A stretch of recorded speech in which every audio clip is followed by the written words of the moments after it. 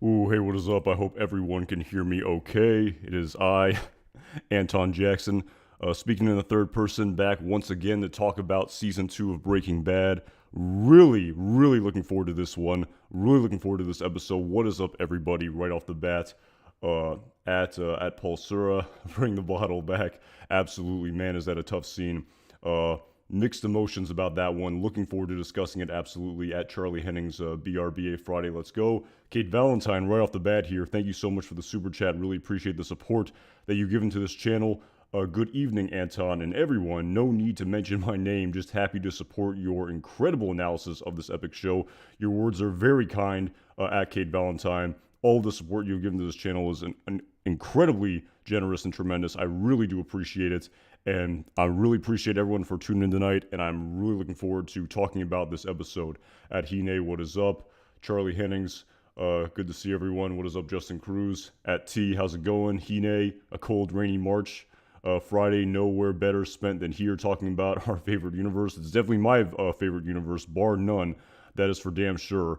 In the back of my mind, I really am looking for that other universe that really lights my fire and puts the fire in my trousers, if you will, like this one does. But I've yet to stumble across another universe that I truly have this unbelievable passion for and just true enjoyment for. I've yet to find that other universe. I'm skeptical but open-minded that I will, at some point in my life, stumble upon it and will have maybe not more passion, but equal to or greater than to the passion I have for this universe. But yes, with all of that being said, can't wait to talk about this episode right here. And as I was rewatching this episode, it's definitely a more of a plot development, character development episode than some of the more action-packed, intense episodes that we've seen over the course of season 2 of Breaking Bad. It's really a necessary episode. It's really an intriguing and thought-provoking episode. My mind was really going a million miles a minute trying to analyze and explain and rationalize all of the various actions by the different characters that we see over the course of this episode.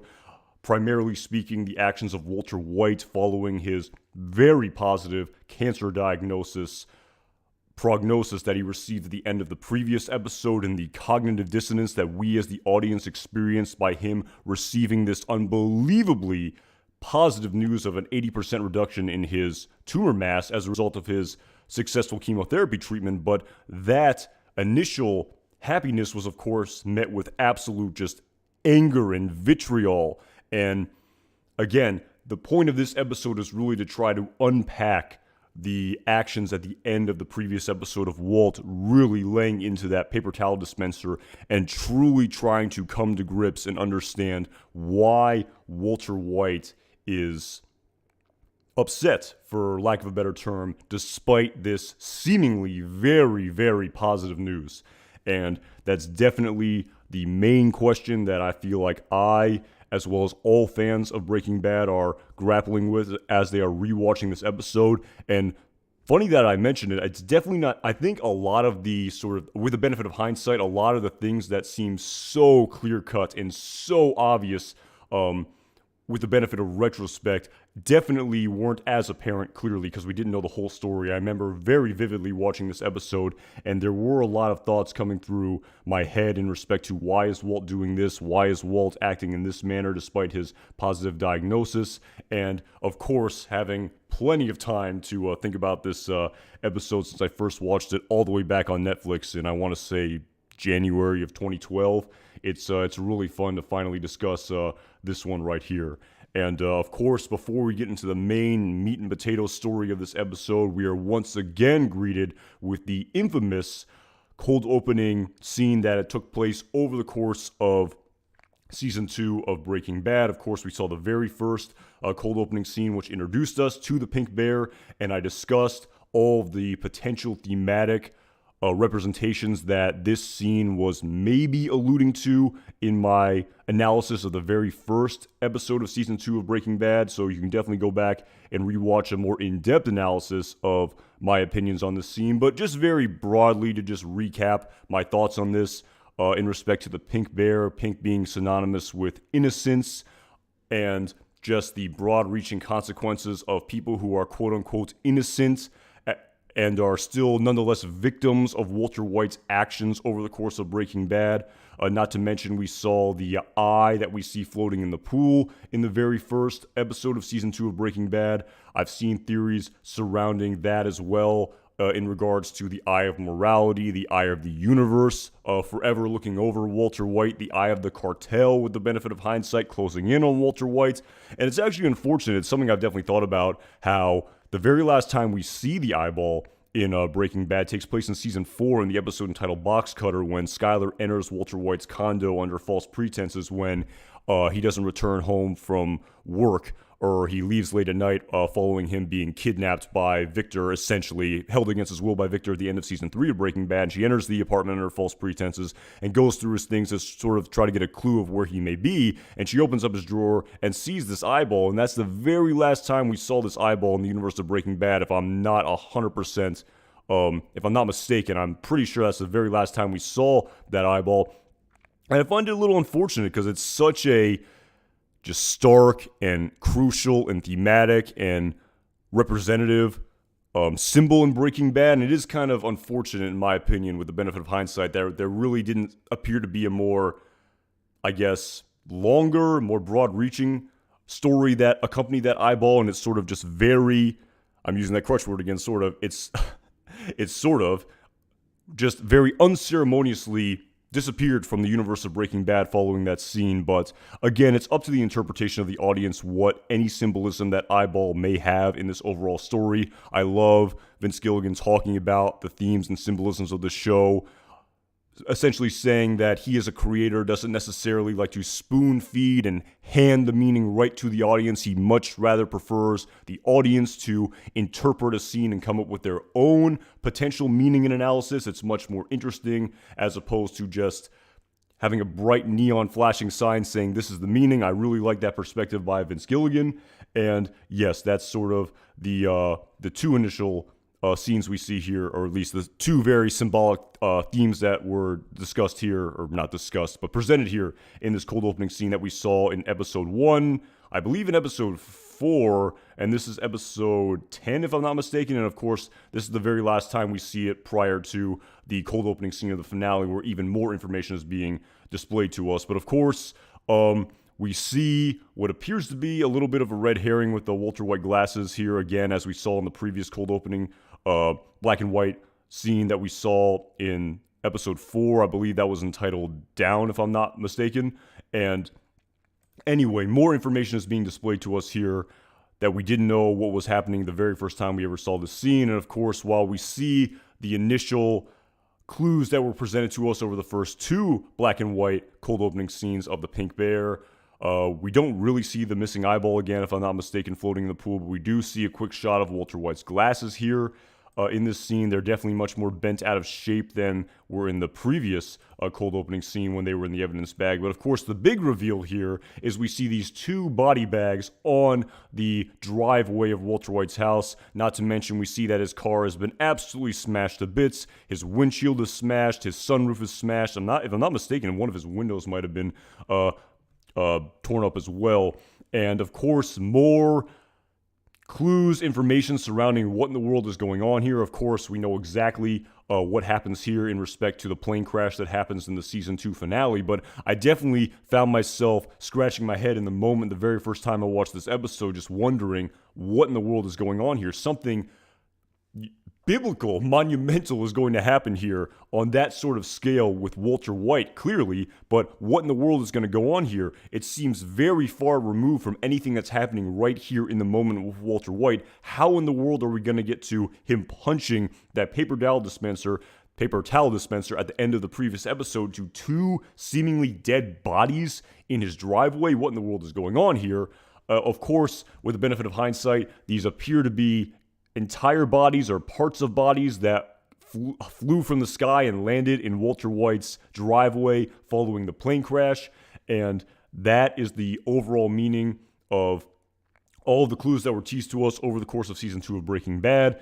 Again, I always wondered whether or not this was the intention from the get-go, but following doing more research prior to this season, I know that Vince Gilligan and the creators had planned out this entire story arc prior to the season ever being written, so this was absolutely their intention to create this plane crash, and I suppose display to us the broad-reaching, unintended consequences of Walter White's actions, despite him wanting to try to contain his nefarious activities as much as possible and limit the collateral damage and the death and destruction and mayhem and violence that comes as a result of it. This scene here, in my humble opinion, just really explains to us that truly every single contingency cannot be planned for, and there are things outside of your control. A act of God, if you will, to quote Hugh Babineau, ain't no planning for no act of God. Hopefully I didn't butcher that quotation horribly, but yes, that appears to be the meaning that I see from the cold opening scene of this episode that has been displayed to us over the course of the season and will eventually be finally paid off to us in the season 2 finale of Breaking Bad. At Hine, the teddy bear is the end of innocence, the eye, the universe's spotlight on Walter. Yes, I have seen both of those interpretations. I definitely agree with those interpretations for all intents and purposes. I do like the other potential interpretations of the eye as well, with the eye of morality, the eye of the cartel. There's definitely multiple possible interpretations. I think the pink teddy bear pretty much signifies innocence. I think that is truly the intended meaning by the teddy bear there. Some serious Schindler's List vibes in a very sort of similar way, with the young, innocent girl in the red dress being the only color in the otherwise black and white shot, just as these cold opening scenes that we've seen over the course of season 2 of Breaking Bad. But yes, a lot of food for thought, and really sort of interesting to learn that this was the intention all along and was not sort of the creators writing themselves into a corner and having to create an ending which isn't too cataclysmic for Walter White, where he can still survive in the end. But this was actually the intention all along, and that's really interesting to learn from my perspective following rewatching this show for the multiples of time. And anyway, getting right into it here, Act 1 of this episode picks off right where we left off, essentially, at the end of the previous episode, entitled 4 Days Out, where we see the damage that was done to Walter White's right hand following him punching the paper towel dispenser. And like I talked about at the very beginning of the stream, grappling and trying to answer. Of course, we know the question. We know the answer in hindsight. At least I think I know the answer in hindsight. But the audience is meant to think about here why in the world Walter White did what he did, based on this very positive cancer diagnosis. And of course, this being a refresher to what we saw at the end of the previous episode.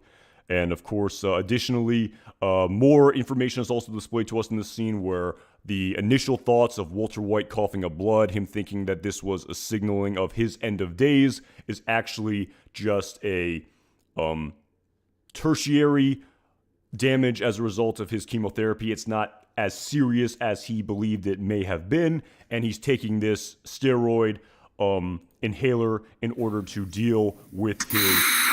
There we go, right here. To deal with the bleeding in his esophagus. It's very treatable, and this radiation pneumonitis that he was diagnosed with is very common as a result of chemotherapy. We have to remember that these chemotherapy drugs are absolutely toxic to oneself, and they have to be in order to kill the cancer, but they also can do severe damage to one's body. Speaking very anecdotally, I know of someone who was diagnosed with cancer, and of course he's still alive and doing much better. But I guess one of the consequences of the chemotherapy treatment was, I believe, his heart got actually quite damaged as a result of the chemotherapy, because these drugs are unbelievably toxic and they can do potential damage to other organs. Because if they're going to be very toxic to the cancer, they're also very toxic to yourself. I mean, you don't want to get cancer. I mean, I'm not telling any tales out of school here. Not a good disease at all. And a lot of cancer metaphors in this episode as well, to sort of bring this back to the episode that's happening here. But yes, we can, again, if a picture is worth 1,000 words, I only wish I knew the exact thoughts that were going through Walter White's mind, but I can definitely imagine he's thinking about all of the events that transpired in his life over the course of this season, even this curveball that was thrown to him where he truly thought death was imminent prior to him cooking 4 days straight in the desert. But now he's left here just to sit and contemplate on what do I do next following my entire life changing. I like the analogy of if Icarus had survived the fall. He wasn't supposed to survive the fall, but he did, and he's alive, and his wings are singed, and here he is. He's still alive. How does he progress? How does he process this newfound information, and how does he go on and carry on following him receiving this life-altering news that he was not truly preparing for? And I love this scene right here. I mean, it's such a subtle scene. It's not the most in your face, but I just absolutely love this scene right here. Again, the foreshadowing of this dirty, toxic sludge water, toxic waste water, to quote Walter Jr. here, of the story that will proceed over the course of this episode. But I love this scene here of Walter White deciding to shave his head following this positive cancer diagnosis, and this was positive cancer chemotherapy results. There's definitely a better way to say this, but I love this decision by the creators here to display this scene. And again, it's very subtle, and we'll see it be much less subtle at the very end of this episode, but Walter White has decided that he is going to continue to shave his head and essentially keep up with this Heisenberg persona where he's no longer doing chemotherapy. He doesn't have to keep shaving his head. The initial reason why he shaved his head is because he lost his hair as a result of his cancer, and even as Dr. Del Cavoli said, following his first round of chemotherapy, he may start to see his hair grow back. Despite him now being able to do that, he still decides, you know what, I'm going to shave my head irregardless. And we can really see that he has truly adopted this Heisenberg persona where even this bald head, this something that is relatively inconsequential, I mean, someone's hair, it's really meaningless in the grand scheme of things.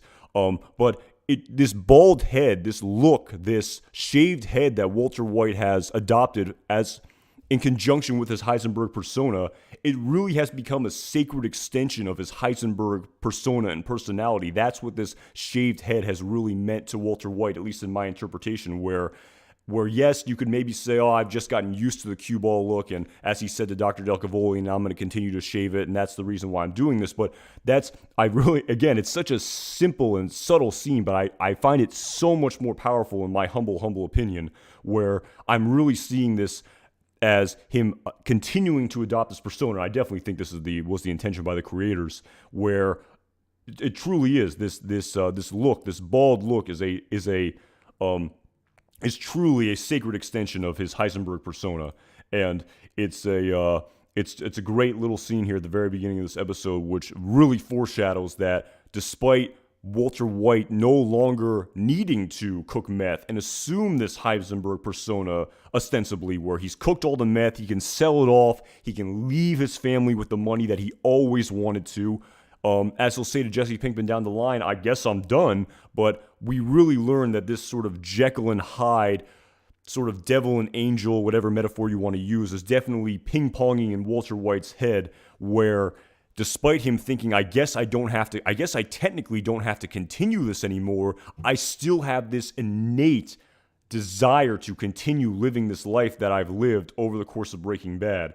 And again, I don't want to get too much into it right here in the very beginning of the scene. There'll be many more opportunities to analyze my thoughts on this storyline over the course of this episode when we see the various actions by Walter White, but it's definitely where my mind was going to at the very beginning of this episode. And of course, just to set up the story that's happening here following Walter White shaving his head, we learn that, and while initially Walt was intending to go back to work, Skyler tells him not to, just to take the rest of the week, revel and bask in the positive news, take it easy, there's no need to continue to push yourself. Irony, of course, with the benefit of hindsight, as a result of what Walter White will do despite Skyler's recommendation here. And of course, also displaying to us that Skyler wants to have a celebration here. This should be, in her mind, a very celebratory moment where her husband, who she thought was near death as well, had only had a couple months to live, theoretically as a result of his positive, what's the word I'm looking for? Just positive response to the chemotherapy. He may live for many more years, theoretically. He may live for even 1 or 2 more years, potentially, which in the grand scheme of things, seems like an eternity compared to when you seemingly only have days or weeks or months to live. And again, it's all varies based on perspective. A year or two isn't a lot in the grand scheme of things, but when you're a cancer patient who's truly living day to day, it's seemingly a moment for celebration, as we can see by Skylar. Again, it's hard to find an exact shot of Skylar's face in this scene, but we see this initial desire to celebrate here. And of course, we see Walt also saying, yeah, I guess, technically we should be celebrating here. But of course, we learn that despite this apparent desire that I'm supposed to be feeling, I should be happy, is probably what Walter White is thinking right now. I should be happy. I should be celebratory. This is what everyone is telling me, exactly what I wanted to occur as a result of my chemotherapy. The irony in all of this is that over the course of this episode, we'll learn how just unhappy it appears that Walter White is with this diagnosis. And again, I don't want to overanalyze that right now. I definitely want to talk about that more as the scenes progress, but definitely setting up the very awkward and uncomfortable party scene that we'll see later in this episode.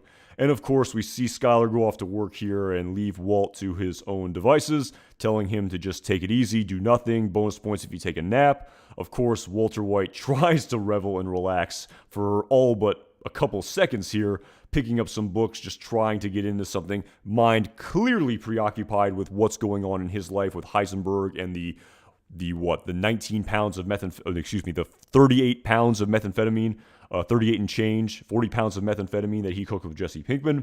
And of course, following him attempting to relax, maybe half-heartedly so, we see him pick up the phone and attempt to call Jesse here. And actually, I'm still to this day a little bit confused by the scene right here where Walter White uses his landline, dials what is probably Jesse Pinkman's burner, rings it once, hangs up, and waits for him to call back, and then immediately says, "Can you meet?" I always wondered why Walter White did this. There definitely appeared to be some sort of clandestine, intentional reason why he went through this rigmarole of calling Jesse in this very obscure, awkward manner. And I was wondering, is it because of phone records, theoretically, where he can have some alibi if Skylar checks the phone records where, I wrongly dialed this number and I hung up right away, and he received the call and called me right back. And of course, I don't believe the conversations are recorded, but the numbers that are dialed and the length of the duration of the phone calls are kept by the phone company, if I'm not mistaken. So I think that's why Walter White did what he did here in this scene. Someone can correct me if I'm wrong. I always wondered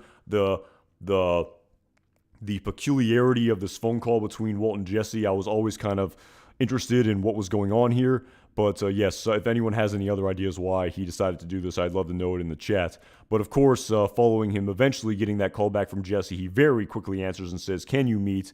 And we learn that Walt and Jesse are meeting in this diner right here, where Jesse is saying, I wasn't, despite me saying, we'll be in touch, I wasn't even sure that I would see you ever again. I was thinking you may be checked out. I was checking the obits. Walt, of course, playfully saying, "No luck."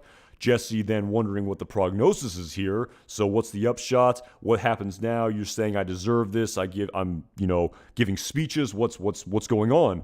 Of course, Walter White playing with him a little bit, saying that he has radiation pneumonitis. And of course, Jesse puts his hand in his head, thinking it's much worse than it sounds. And Walter White is being very intentional here with his sort of playfully saying to Jesse that he has radiation pneumonitis. But this is actually positive news because he eventually tells Jesse that his tumor mass shrunk by 80%. Jesse, of course, overjoyed by this information.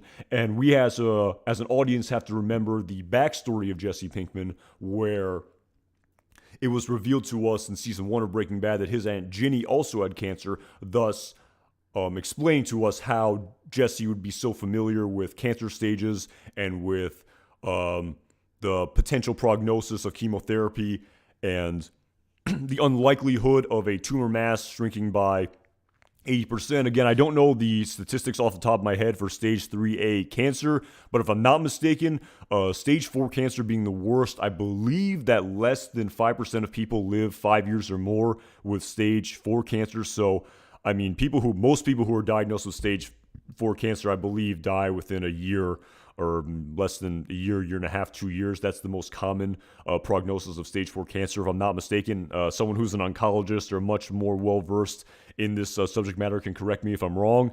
And it is kind of interesting where, and again, you do hear outlier stories where I've seen stories in the local news where a woman was diagnosed with stage 4 cancer, but she lived 20 more years. These are sort of seemingly 1 in a million, 1 in 10 million, billion probability. But again, Walter White is kind of the outlier here, where you would imagine that most people diagnosed with this late stage form of cancer, stage 3A, again, it's not the latest form of stage cancer, latest stage of cancer, but still a 80% tumor reduction. Walter White is probably in the top 1/10 of 1%, I would assume, in terms of positive diagnosis and prognosis as a result of chemotherapy. So Jesse basically saying, this is unbelievable news. You kicked cancer's ass.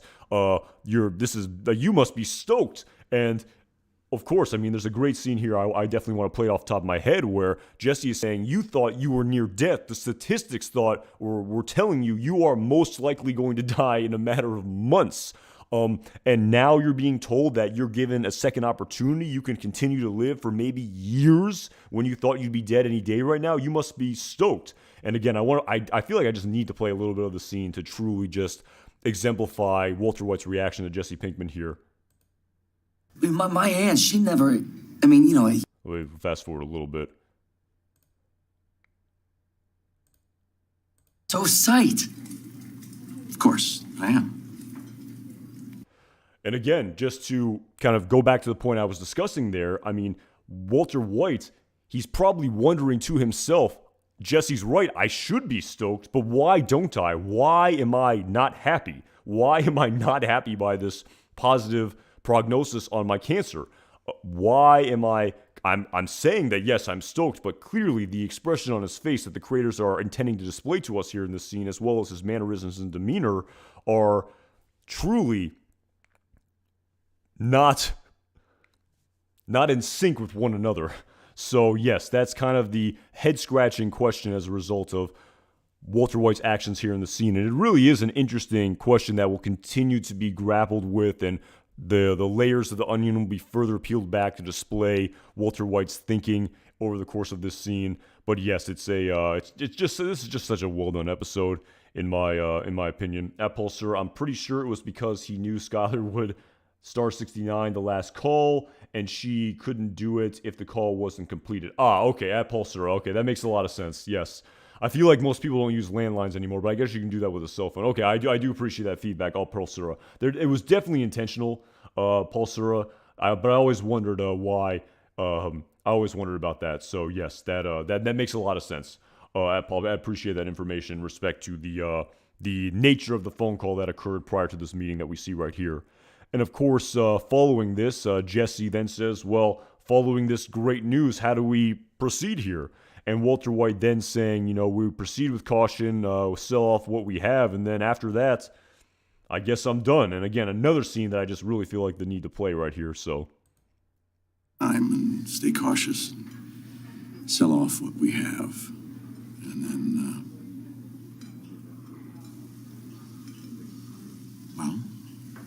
then I guess I'm done. And again, it really just shows the cognitive dissonance where again, the writing just seems so intentional here, where Walter White is just truly saying, I guess I'm done. I guess I'm supposed to stop now. I guess I really have no more excuse to live this Heisenberg persona. I'm gonna live. I already cooked all the meth that I'm going to need to leave my family with this amount of number that I concocted in my head of around $737,000. I did it all. I guess I won. I guess I'm happy. I guess I really don't have an excuse to do this anymore. And right here, that really seems to be the crux of Walter White's demeanor and actions here over the course of this episode, where he seems to be, in my opinion, upset about the fact that he no longer really has this excuse of living this Heisenberg persona, where up until this point, he really had nothing to lose. He was near death. He was essentially given a death sentence. He'd be dead in a couple of months. He could really do anything. He had no reason to not pursue this. He had every excuse,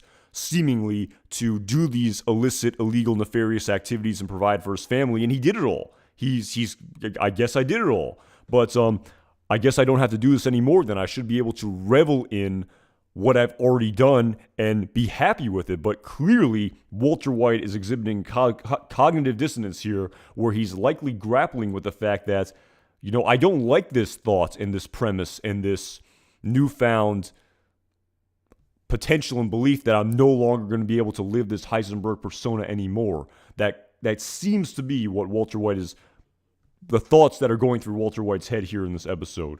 So yes, an unbelievable setup scene here where we see the initial thoughts and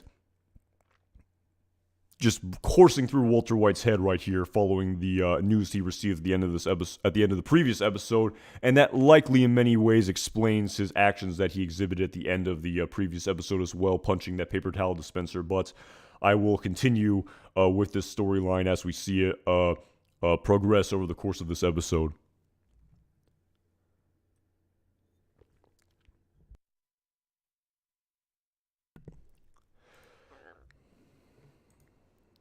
And of course, we then finally, following Walter White and Jesse Pinkman setting up the landscape of their future endeavors as Walt and Jesse selling methamphetamine in the Albuquerque criminal underworld, we then flash forward to this party scene here that Skyler had planned. And of course, I love that shot here of the talking about the meth, then immediately juxtaposed with these crystals and from this close-up point of view where if you maybe at first glance you could think and wonder if these were crushed up methamphetamine crystals, but of course we learn that this is salt for the rims of margaritas.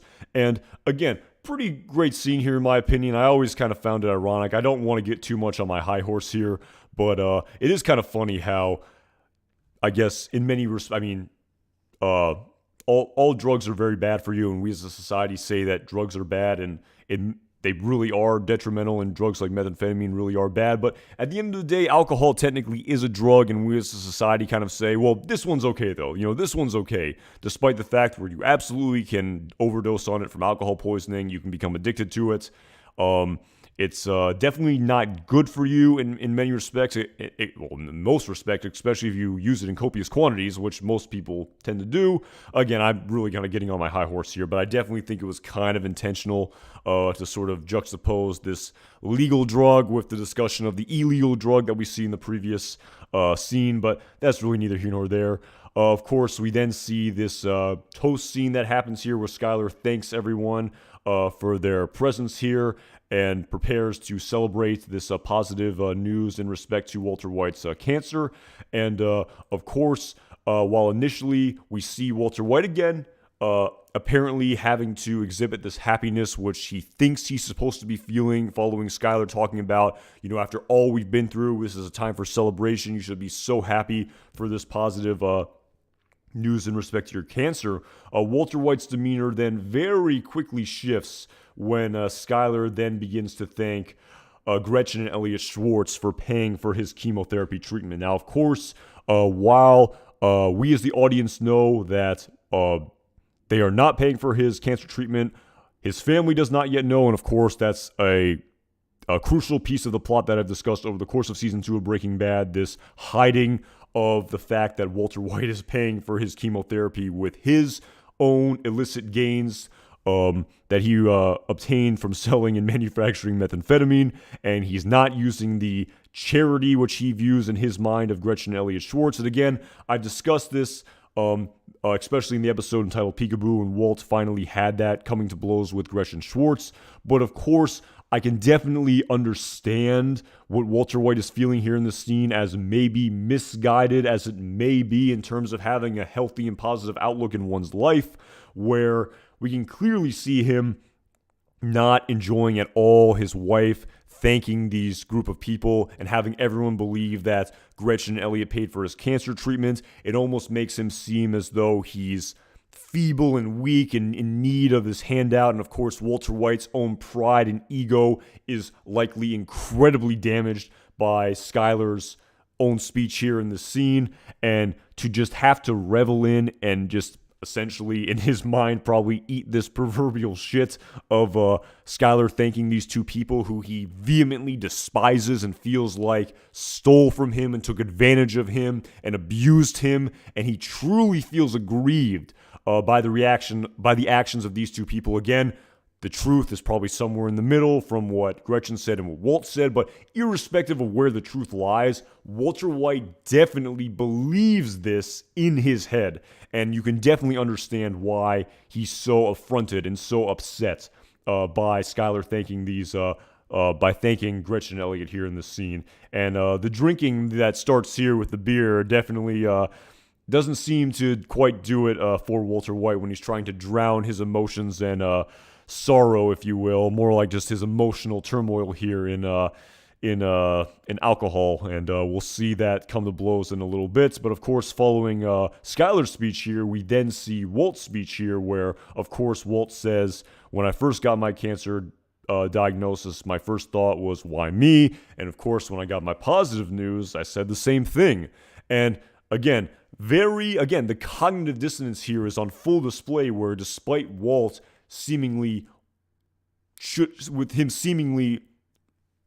where he seemingly should be happy here in the scene, he definitely is not. And we as the audience are still trying to grapple as to why that is. And of course, again, to kind of get into it right here with him saying the why me, where it's almost as if he was so prepared to finally meet his demise, and he had come to terms with his own death and his own demise, and he had said, I got to do everything I wanted to do. I got to live this Heisenberg persona. I got to accomplish what I wanted to accomplish. And essentially, I can even die on my own terms here, where I am accepting that the cancer is going to kill me here.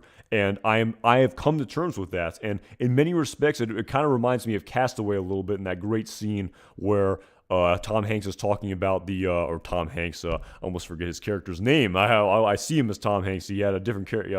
I forgot his character's name. But anyway, he's talking about how he couldn't even die on his own terms, essentially, with the extra length of rope that he needed in order to fasten his raft to eventually leave the island. And that's kind of a little bit what I see of Walter White here in this scene, where he's basically saying where not only did the universe strike this unfortunate information to me that I did not want, it also then gave me even more information where I did not want, where why me initially, where I got diagnosed with this cancer in the first place, and then when I come to terms with it and I say I'm ready to go out on my own terms and I've truly accepted and believed. That's right, it was Chuck at Scooter Jones 303. I've truly accepted that this is my time. I can't even go out on my own terms. That's kind of what I got here from this scene. And again, definitely up to the interpretation of the audience. It's your crossword puzzle to quote Kurt Cobain, but that's definitely sort of my interpretation of this scene right here. And of course, it'll just continue to grow and grow and grow exponentially over the course of this scene here. And you gotta love Dean Norris's ad-libbed line here as Hank Schrader, and truly sort of sums up everything. Wow. Inspirational. Again, truly just a perfect delivery here by Dean Norris as Hank Schrader, just truly summing up the awkwardness of that scene. And of course, you ain't seen nothing yet compared to what we're about to see here in this very uncomfortable scene. And of course, before I break this scene down, straight from the horse's mouth, even Vince Gilligan himself said on the episode of the Insider Podcast just how uncomfortable this scene is to watch. And of course, it is uncomfortable because of just how awkward it is, and the amount of truly the term cringe that we see in the scene. And it's kind of funny, I did a little bit of research on the science of awkwardness, and apparently it comes from human beings exhibiting emotional empathy for realizing that this is not how one is supposed to act here in this scene, and just the fact that you feel that way is actually a good thing, and that's how you're supposed to feel when people are flaunting the societal norms that and social convention of how people are supposed to act in this sort of social contract that we all live by. And yeah, just a very awkward scene here. We all know what happens, but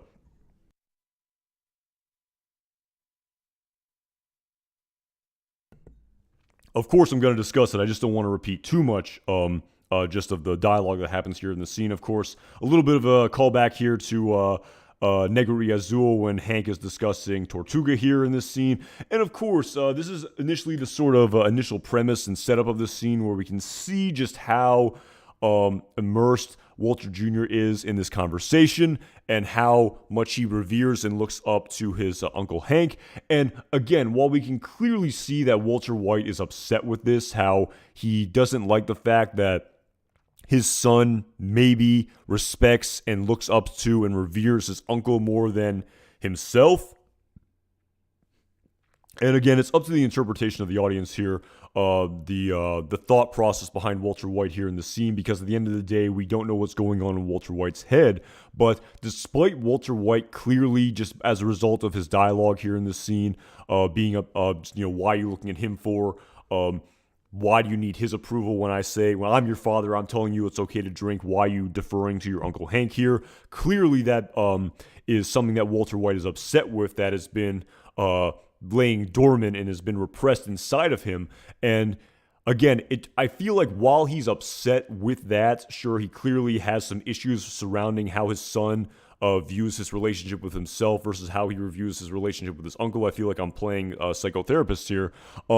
Again, it truly is just sort of the perfect storm, in my opinion, where he's clearly more upset with his sort of broader positive cancer news prognosis that I talked about prior to the scene. That's clearly the premise and the reason for why he's acting out in this manner. And this is just sort of I don't know if excuse is the right word, but it's just sort of this event that's happening in front of him is happening at the wrong place at the wrong time, where this latent, repressed feeling that he has is now boiling over at this very inappropriate time because he's upset about something else, which is of course likely compounded and exacerbated by his alcohol consumption here in this scene.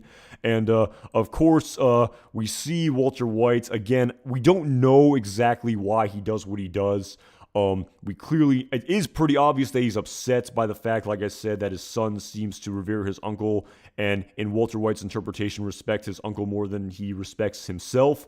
But we can see Walter White, for whatever reason, maybe try to, again, and it's kind of funny when this finally comes. I'm sort of thinking about Walter White's rationale here in this scene, but when this scene finally comes to a resolution where Walter White is apologizing the next day to Walter Jr., it is kind of funny where it really seems as though, while it could be interpreted that Walter White is trying to bond with his son here by saying, hey, I'm going to kind of let you partake in this activity that's only for adults. I'm bonding with you here. I'm trying to be I don't know if good father is the right word, but I'm just trying to be a sort of unique father and try to bond with you. That's maybe the guise of what I'm doing here in this scene, but he really is sort of using Walter Jr. as a prop here in this scene, unfortunately, where it's not about truly bonding with his son. It's more about using him as a prop to sort of stand up to Hank Schrader here, which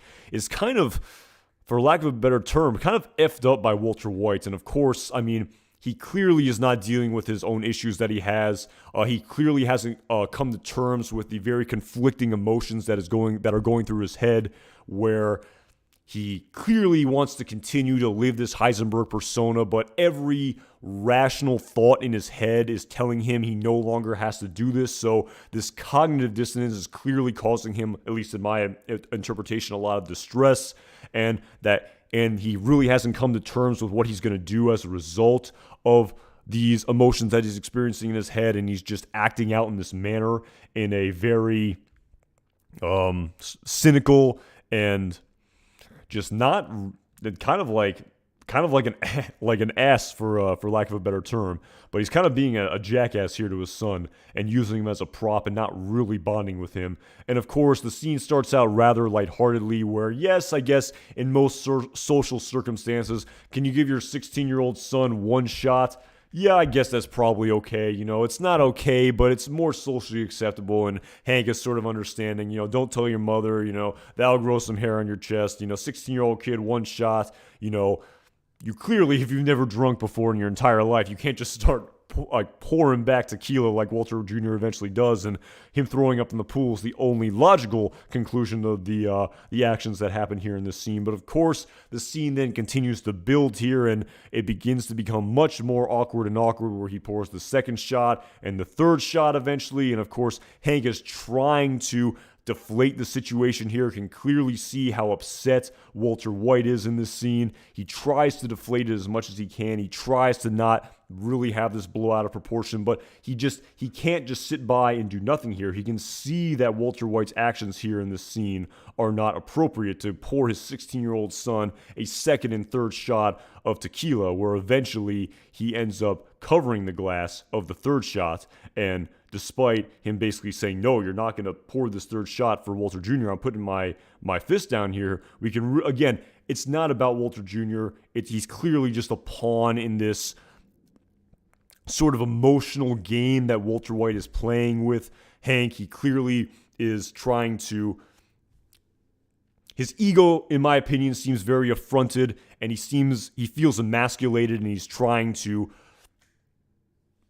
not feel that way in the face of the person who he feels is emasculating him. And of course, really another FU here. We're following Hank just covering up the shot glass of the third shot. He just pours the tequila right on his hand then, and much to Hank's dismay. And of course, Walter Jr., he's just a 16-year-old kid. He clearly doesn't understand what's going on in his father's head in respect to his own internal demons with Heisenberg and his persona that he's assumed over the course of season 1 and 2 of Breaking Bad. But again, he just is trying to, I guess, fit in and be an adult here and be one of the guys, as he'll eventually say to his father later down the line in this episode, where almost kind of saying, you're proud. I mean, I'm editorializing a little bit here, but basically saying, you're proud of me, right? I drank 3 shots. I kept up with you and Uncle Hank. And Walt realizing that, that really is, I mean, again, kind of realizing that is seemingly what Walter Jr. was interpreting by Walt's actions here in the scene, where he was trying to, in Walter Jr.'s head, his father was trying to bond with him here and was trying to say, hey, I'm going to try to almost say, like, let's do this very manly activity. Let's do this activity that only adults do. And in order to be a true man in this arbitrary social convention, you're supposed to try to keep up and drink as much as everybody else. And that's sort of the lesson that Walter Jr. got from this. And it is very telling when we see Walter White's reaction to his son saying that, and him kind of realizing, at least in the benefit of hindsight, the sort of inappropriate and almost abusive. I mean, maybe abusive is a little bit too strong of language, but almost definitely inappropriate actions that he undertakes here in this episode, using his son as a prop to deal with his own emotional demons and his own issues that he has with his own pride and ego here in this scene. So, and of course, this scene just eventually comes to terms or comes to blows when Hank says, all right, well, if I can't stop you from pouring this bottle, I'm just going to take the bottle. And then, oh my goodness gracious, the scene gets just unbelievably awkward here, where Walter White, again, I have seen the interpretation where he essentially really lets his Heisenberg persona in full force here in public, and not within the confines of the Albuquerque criminal underworld. But this almost seems like almost a caricature of his Heisenberg persona. I mean, even up until this point, we haven't seen Walter White act in this manner and be this angry and vitriolic and upset by anything that's happened in his life as a member of the Albuquerque criminal underworld. I mean, I was sort of racking my brain to times where Walter White truly just got absolutely enraged over the course of Breaking Bad. And the one that really comes to mind is in season 5 of Breaking Bad, in the episode entitled Say My Name, where following Jesse saying that he's out, following Mike also being out, and Walt trying to bring him back in and saying, if you leave, you get nothing. I'm not going to give you that blood money. Again, I don't want to go off on a whole tangent about the specific details that are happening in that story, but when he just screams Jesse at the top of his lungs, that kind of was the first sort of memory that came to mind of Walt being that upset, where I can't even recall him being this upset off the top of my head, other than that, in his entire story arc of Heisenberg. And again, I have to play a little bit of this scene here, and I mean, it's pretty brutal. It's a tough watch even after you know what's coming. I just feel like the awkwardness and the cringe. It really lingers here, and I'm gonna play a little bit of the scene just to put a stamp on that and to really exemplify that.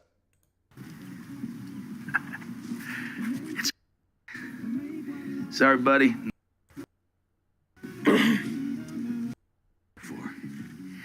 Bring it back.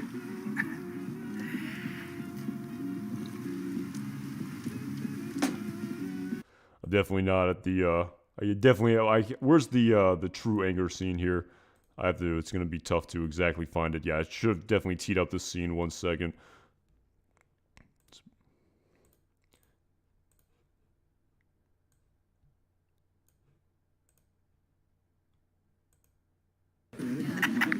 Hey! Bring the bottle back. Sorry, buddy. No can do. All right, I think this is the I think this portion of the scene just exemplifies the anger that Walter White exhibits the most here. Hopefully, I teed it up correctly. My son. My bottle. My house. I mean, yeah, I mean, like I said, I can't recall off the top of my head any moment where Walter White was that angry outside of that scene I talked about in the episode entitled Buyout. Not to mention, I mean, that scene of him just swatting away Hank's arm when he puts it on his shoulder. Again, very just the tension that he's just displaying in the scene. And again, as I've discussed, I don't repeat myself too much, but the just clearly him dealing with his own feelings of perceived damage to his own pride and ego here. But yeah, very tough scene. And of course, the tension, you could, cut the tension with a knife here in this scene. But of course, the tension then immediately dissipates when Walter Jr. then throws up the 3 shots that he had, as any 16-year-old kid would likely do who's never drank alcohol before. I mean, most people start on a light beer, probably, at least that was in my experience. And yeah, to go straight into the hard booze, this seems like the most obvious ending of all time. And of course, the scene then very quickly dissipates following Walter Jr. Throwing up here. And rightfully so, because again, you wonder what would have happened here if, you wouldn't imagine that these two would have ever come to blows. They never got the opportunity because Walter Jr. throwing up never gave them that opportunity. And it's actually kind of funny, on the episode of the Insider Podcast, they actually discussed who would win in a fight between Walter Jr. and Hank if the scene ever did go to blows and wasn't dissipated by Walter Jr.'s vomiting here in this scene. And they were kind of joking how, on the surface, Hank would just wipe the floor with with Walter White, where he's much more burly. Walter White is stricken by cancer here, but they did talk about how maybe Walter White is in such a state where he would fight dirty, and maybe also the fact that his brother-in-law Hank has never seen this side of his brother before. Really could throw him for a loop, and he almost wouldn't know what to do and would be unprepared should Walter White throw the first blow. And again, it's a side of Walter White that his family had never seen before. And again, it's really the first time so far over the course of Breaking Bad where this Heisenberg persona comes out. Almost, again, they use the Jekyll and Hyde analogy where he almost didn't even have any control over it, where I think that's the Jekyll and Hyde analogy, where the persona comes out at a inopportune time, without the control of the host of the host body of the multiple personas. So yeah, just a very intense scene here, very emotional, very awkward, very uncomfortable, but also very necessary. A serious plot and character development scene that we see over in the first part of this episode right here. And yeah, it's again, I was really hoping that this scene wouldn't be that intense. Not intense, but it wouldn't be as awkward as I thought it would be, but it was every bit as awkward, even watching it. It was definitely tough to get through even the second, third, fourth, fifth time. So, yeah, it's my bottle, my house, my meth. Hank, what? Yeah, exactly. If the sort of Freudian slip where it's, of course, where Hank would have been like, well, what was that last part? That would have been pretty funny, but of course it would have definitely given away way too much, but I see what you're doing there at T. Scooter Jones 303 would have been like Walt versus the cop. Are you talking about in Caballo Sin Nombre when he was pepper sprayed at Scooter Jones 303? Is that the scene you're talking about? Yeah, Crying in Seconds. Yeah, I see a little bit later. So Al Pulsura, let's face it, Walt was 0-2 versus Jesse. So yeah, Hank wipes the pool deck with Walt. Yeah, that was the initial reaction. Even when I don't remember who exactly posed that question. Was it Vince Gilligan? Initially, everyone sort of laughed the question out of the room on the podcast. It was like, I can't even Dean Norris saying, "Come on, of course Hank would win." But again, I believe it was Vince Gilligan who posed the sort of the potential of Walt playing dirty and the potential of Hank being thrown off by seeing this side of his brother-in-law that he'd never seen before. So yeah, kind of an interesting thought experiment that occurred in this scene. So yeah, it was this was definitely the most intense scene in this episode, bar none, but a very critical scene nonetheless.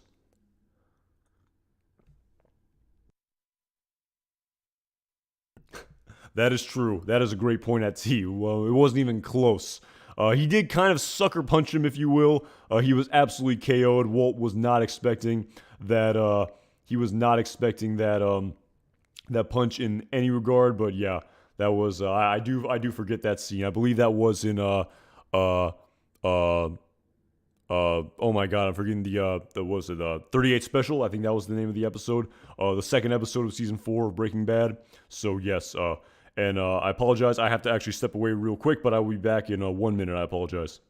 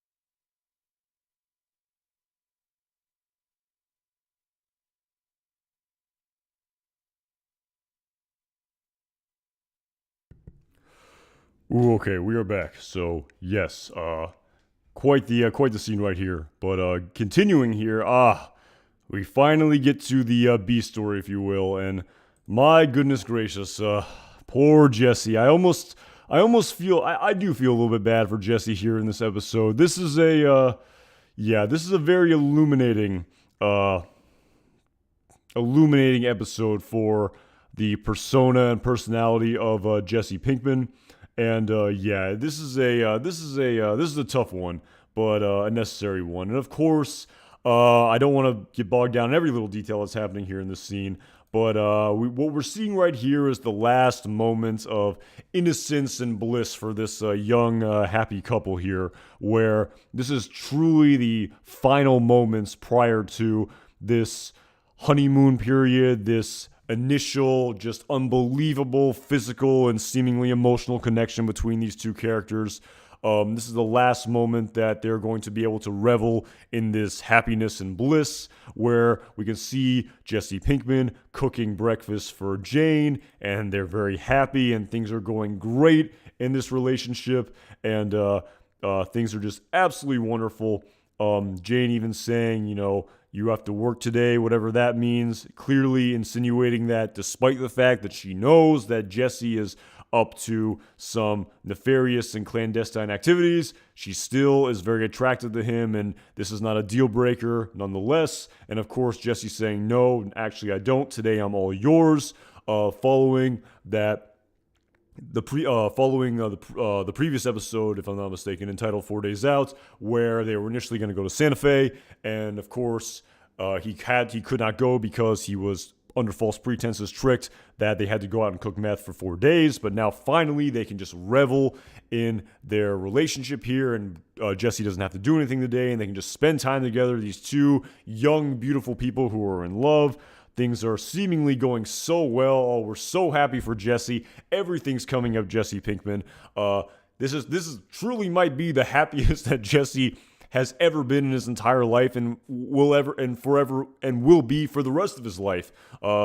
Potentially, I mean, for what happens following all of this, it's just going to be nothing but just shit and sorrow and despair for Jesse Pinkman. So, with the benefit of hindsight, it's very sobering to see Jesse Pinkman here in this scene, where I didn't really think about this. Of course, how can you think about it without the benefit of hindsight? But when rewatching this episode, I'm really thinking, man, this is it for Jesse. This is the he doesn't know it yet, but this is the happiest he's ever gonna be for the remainder of Breaking Bad. And that's a pretty sad thought to think for sure. And of course, despite this initial seemingly very happy, it's almost like the beginning of a horror movie, if you will, where everything starts out so upbeat and positive, and there's sometimes a couple and they're in love and they're happy.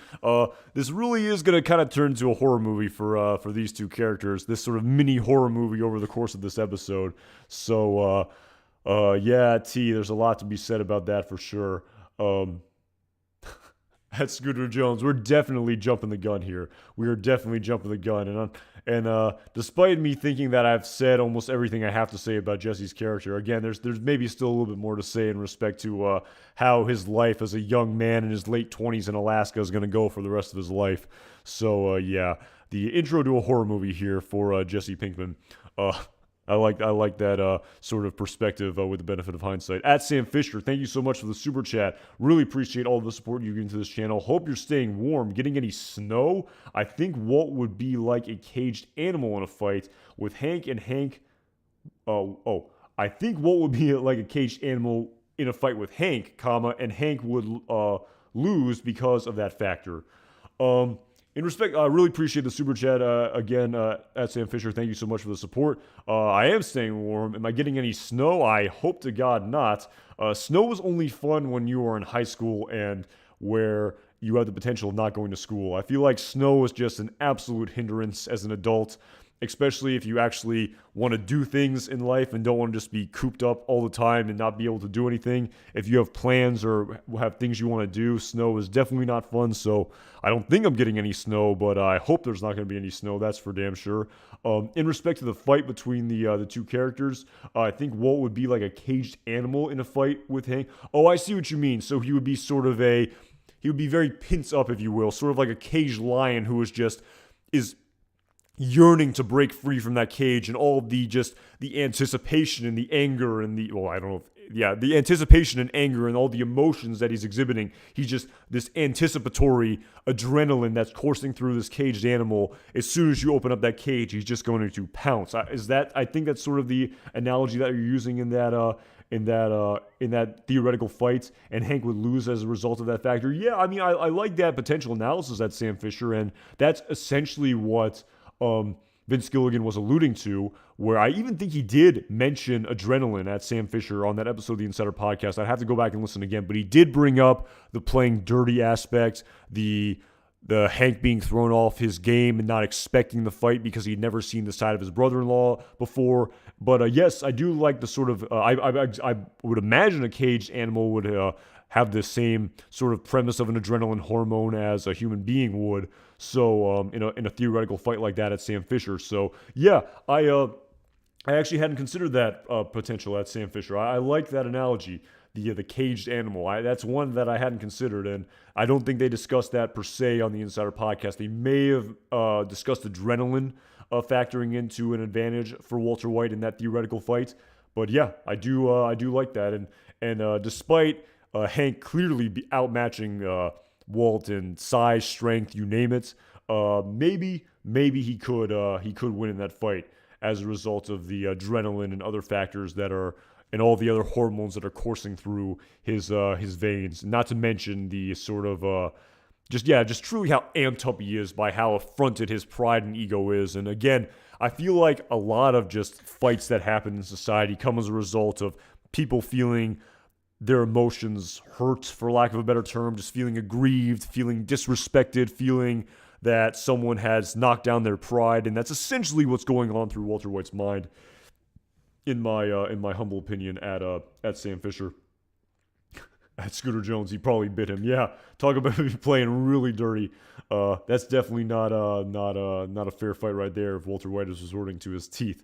At Scooter Jones 303. At Sean Crowley, Jesse should have taken that $5 million Walt gave him last season and moved to Florida instead of throwing it out the window in the last. Yeah, that's a discussion for a different video. At Sean Crowley, there's a lot of things he should have done. He also should have just gotten in that car and went with Ed Disappear also.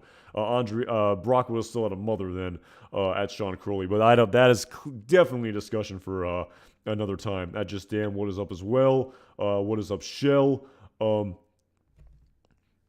At Sam Fisher, that is correct. Walt has been shown to always have the upper hand. This fight would be no different. He is smarter than you. He is luckier than you. That's a great quote that Jesse says, and I believe the episode entitled Rabbit Dog. He is definitely luckier. He just happens to be luckier. He's definitely smarter. And I do like that. It is kind of funny. You can go and listen to the Insider podcast for that episode at Sam Fisher. And initially, the question was literally laughed out of the room. Like, even Dean Norris was like, "Are you kidding me?" But I guess, that was clearly what Vince Gilligan was trying to do here. We're saying, well, yes, while that's initially maybe what you would perceive, maybe looks can be deceiving. So that's definitely a potential possibility at Sam Fisher. And thank you again for the super chat. Really appreciate the support. It really does mean a lot. Thank you so much.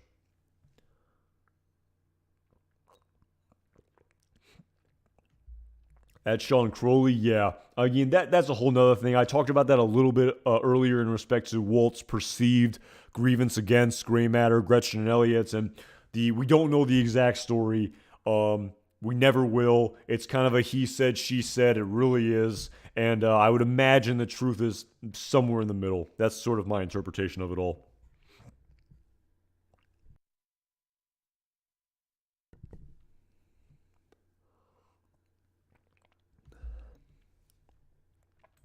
But yes, continuing here, we then see what is apparently the next day of, which is clearly the next day. Walter White clearly waking up a little bit worse for wear, probably head a little bit ringing here.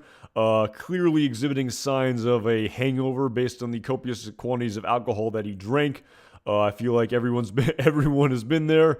Everyone can definitely identify and empathize and put themselves in Walter White's shoes in respect to how he's probably feeling right now. Not feeling the best for sure.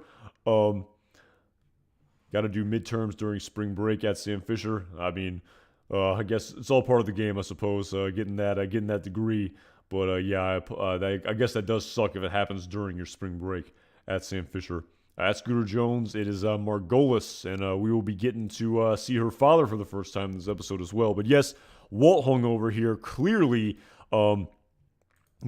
probably, not only exhibiting physical pain here, but also likely emotional pain as well. Probably thinking about all the things he did and said at the party the other day. Probably not feeling the most happy. Maybe feeling a little bit embarrassed by what he said. I mean, again, I feel like everyone's been there, maybe regretting things you may have done or said when you were under the influence of alcohol. It's been known to happen. And of course, we see him trying to apologize to Skylar here in this scene. But of course, she screens his call, clearly knowing that he's calling. Walt tries to apologize, saying that, I don't know who that was last night, but it wasn't me. We'll talk later, but I just want to apologize. And of course, Skylar doesn't take Walt's call here in this scene. They see each other at breakfast one day. But again, this scene here really foreshadowing the continued dissipation, disintegration, eventual severance, and termination of Walt and Skylar's relationship. It's further It's further foreshadowing the inevitable end of that relationship. That's what I take from this scene. And again, really exemplifying the further irony in all of this, that despite the fact that Walter White had allegedly done all of this for his family, even if he truly believed it in the moment, this ends up costing him his family. And of course, he comes to the realization eventually that he wasn't doing this for his family. He was doing this for me. And it's funny, despite Walter White having that final mea culpa and that final revelation and realization in the finale of season 5 of Breaking Bad entitled Felina, it's kind of funny that despite him saying it there in the moment, the scene that he has at the very end of this episode really kind of gave it away the whole time, where this is kind of, with the benefit of hindsight, the moment that he kind of realized, and we as the audience should have realized, that I did this for me. This wasn't about my family. This is all about me and me wanting to feel alive and my own pride and my own ego. So yeah, a lot of thoughts here happening in the scene, with the foreshadowing of the deterioration of the relationship. And Walt, again, and it's despite Walter White maybe not knowing it in the moment, as it takes for all sort of emotional progress and emotional coming to terms with, a lot of the times it takes a long time to come to these realizations. And despite Walter White eventually coming to terms with this in the moment, he's still maybe very confused and still sort of weighing why he feels this way, and still sort of really trying to interpret, why do I have these feelings, and why do I feel aggrieved, and why am I doing what I'm doing? So yeah, it's a lot of interesting food for thought here in the scene, with the benefit of hindsight and retrospection. And yeah, it's a again, it's a wonderful plot and character development episode through and through. At Sam Fisher, thank you again so much for the super chat. Really appreciate all the support. It really does mean a lot. This is down the line, but I want to know your opinion on the rotting wood. Do you think it's a metaphor for Walter White rotting away or something else? At Sam Fisher, I will absolutely get to that. That is a crucial component of the story, and definitely something I've thought about. Definitely something that was alluded to on the Insider podcast. I was hoping they would go into a little bit more detail, but they sort of just tingled it and sort of what's the word I'm looking for? Dangled it out there as a potential possibility. But yes, there is a lot of intentional metaphors happening there with the rotting wood at Sam Fisher. Absolutely so. There is a lot of metaphors there for Walter White and otherwise, for sure. And I will definitely, and that scene is actually coming up right here for the beginning of the scene with the water heater. So I will absolutely get to that in some detail at Sam Fisher, and I will touch on that more or less starting right now as we see that this plot progress here in this episode. And thank you again so much for the super chat. Really appreciate all the support at Sam Fisher. But of course, following Walt realizing he's going to get no conclusion and no real, what's the word I'm looking for here? No assurance or no closure on his bad behavior, and Skyler sort of understanding his apology, realizing he's not going to get any closure anytime soon.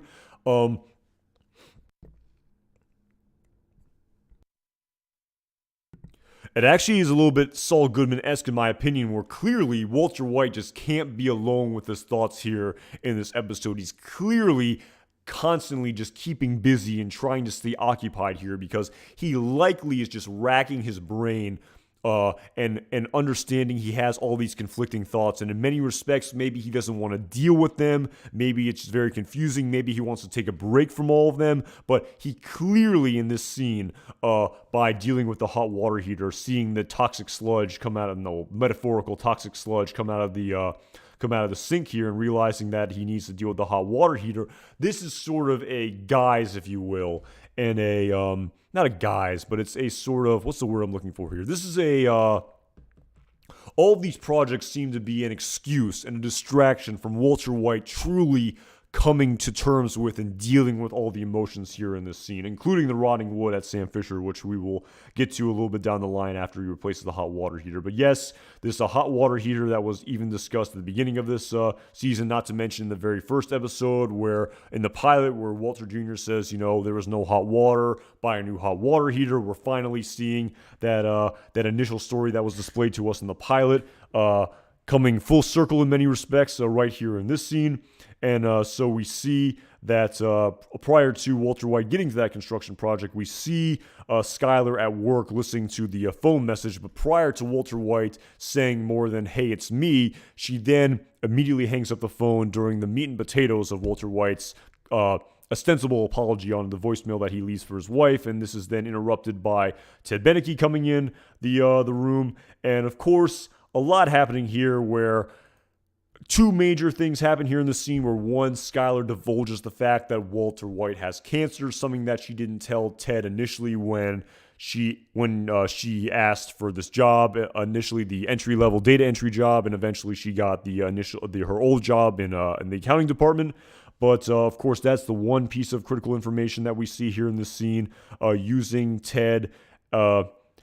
I don't know if using this is the right word, but confiding in Ted, where we can really see, again, really foreshadowing, and we'll get to it a little bit later down the line when it's much more apparent. But again, Skylar clearly going through a lot of distress here, herself experiencing an amalgam of emotions, and I apologize for that. Her experiencing an amalgam of emotions and wanting some form of outlet and someone to talk to about all this. And while, again, she's just dipping her toe in the water here initially, telling Ted in the first place about the cancer diagnosis, eventually she'll divulge more and more information and use Ted as a sort of rock and as an emotional anchor to deal with all of her emotions in a much more healthy way, I suppose. Just talking through your feelings as opposed to getting into pride fights and acting like a fool in front of with your brother-in-law in public, and continuing to cook methamphetamine as Walter White will do in conjunction with using alcohol. So that's the one sort of main initial premise of the scene, and also clearly teasing the obvious connection that's between these two characters, foreshadowing the fact, with the benefit of hindsight and retrospection, that a romance of some kind will kindle between these two characters, clearly foreshadowing that pretty obviously, in my opinion, with the benefit of hindsight. So overall, just a stepping stone of this relationship beginning to kindle and build.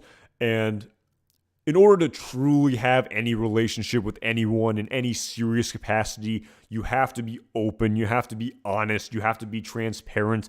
That's how you make emotional connections. You can't, if Skylar really wants to have any sort of emotional connection with her boss, whether it's platonic or whether, we don't really know the sort of rationale of Skylar's actions here in the scene, whether it was her intention all along, or if it would just kind of happened accidentally.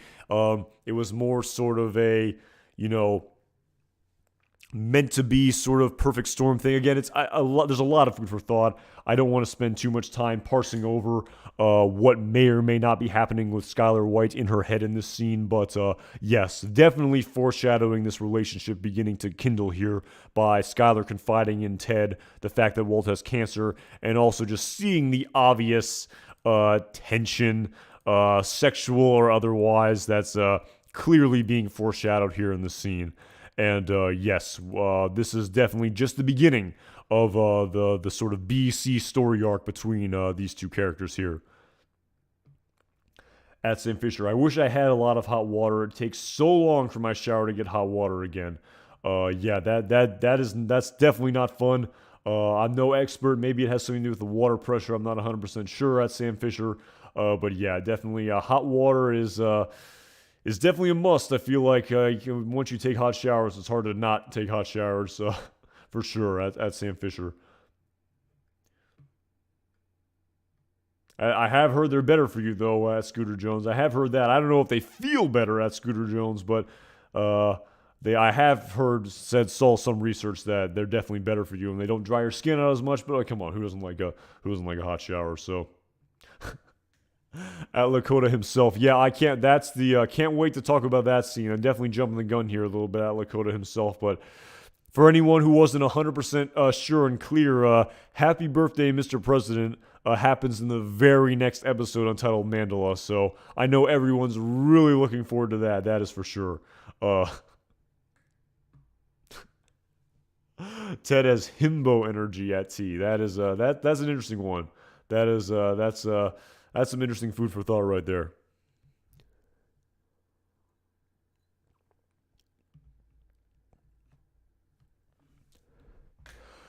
Ooh, but yeah, so great again, great little shot right here as we then sort of pan back to the A story of Walter White. And again, it's sort of I definitely think this was intentional, just how similar these two characters look. I mean, it is kind of funny. I mean, they look, I mean, maybe their facial structures are slightly different and their builds are slightly different, but their whole vibe is just very, very similar. I mean, mustaches, glasses, shaved head. It is, I mean, very intentional shot here. I don't know exactly what message or meaning they were sort of giving in this shot, other than, oh, look at these sort of, typical men reveling over the beauty of hot water heaters. Sort of that sort of, I guess, editorializing analysis here, where people, just a sort of comic critique of society with, I don't know, men in hardware store just reveling in and just taking absolute satisfaction in looking over water heaters, is what they were actually looking at. They're just looking at with such just so much, seemingly so much enjoyment and contentment, if that's a word. So again, I always just thought this was a really funny shot here. This pick is awesome at Sam Fisher. Yeah, I always love this. I love this scene, how they're so similar. And again, I always wonder this too, because the person who was trying to cook meth on Walter White's territory, he kind of has a similar vibe as well, where he has the shaved head, he has the goatee, and Walter White will eventually have the goatee. And again, I wonder if that was intentional, where they sort of make Walter White's competitor sort of very similar, a very bizarro Jerry vibe for any Seinfeld fans out there. So I always wondered what, again, I can only potentially interpret the meaning behind this scene being put here in this episode, but I just love this scene. I love this shot. It's such a great shot. But yeah, continuing anyway.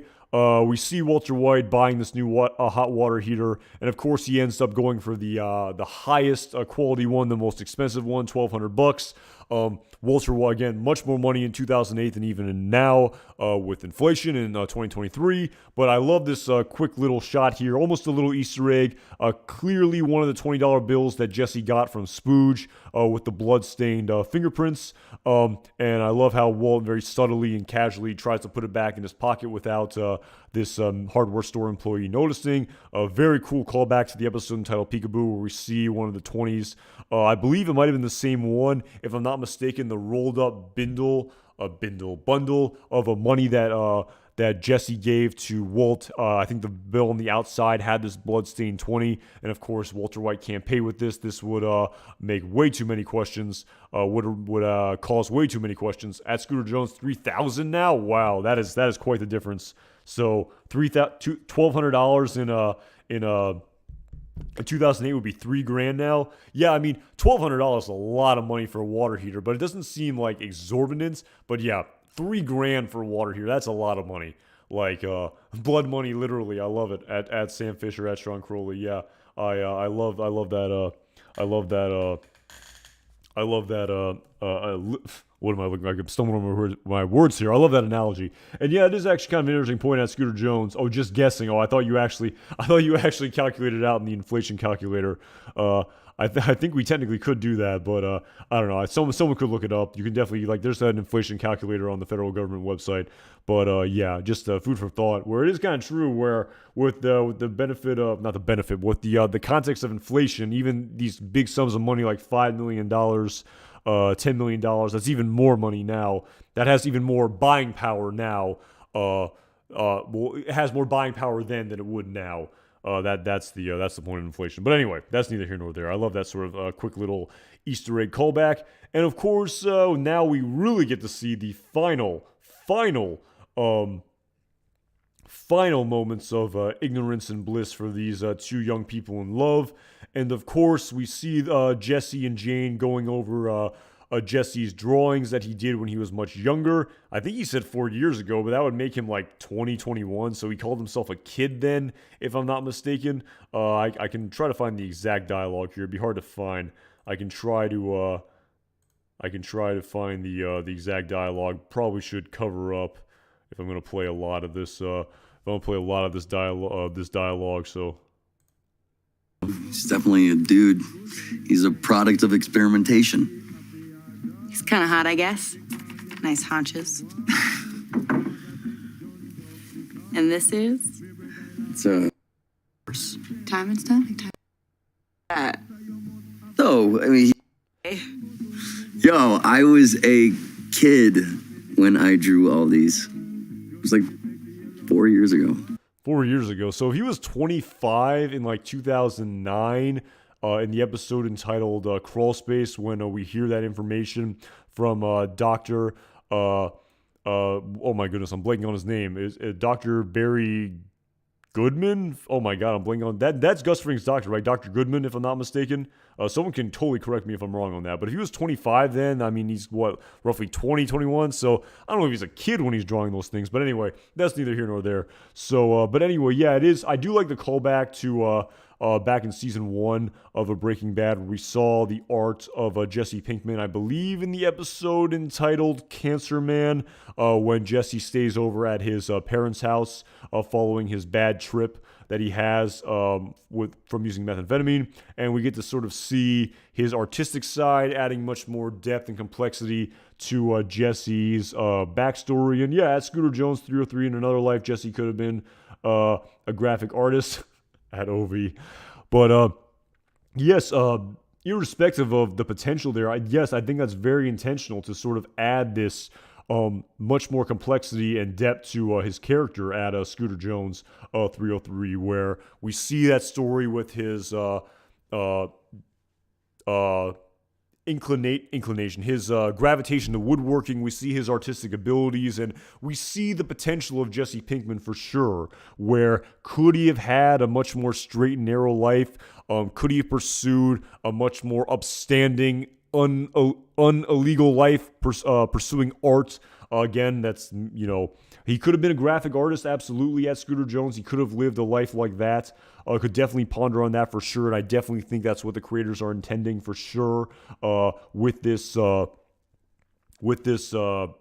that we see here in this scene, to not just paint Jesse as this, two-dimensional druggy burnout that, Jane will sort of describe him as a little bit later in this episode. But yeah, that's a really sort of interesting food for thought at Scooter Jones.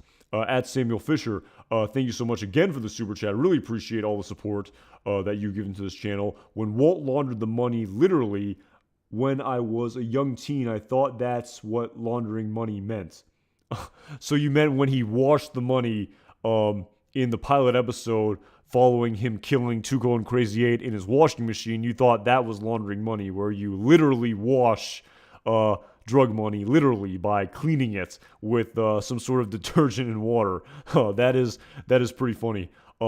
I guess that's why it's called laundering, though, because you're metaphorically cleaning the money. That's why they call money laundering, because you're metaphorically laundering the money. You're not literally laundering the money. That sounds almost like a SpongeBob joke, where they sort of do the puns, the various money puns, and stuff like that. I'm no expert in SpongeBob, but that's definitely sort of the vibe I'm getting, where you take well, not with SpongeBob, but with money laundering, I mean, most people know you take illegal income and then you launder it in order to make it legal, taxable income.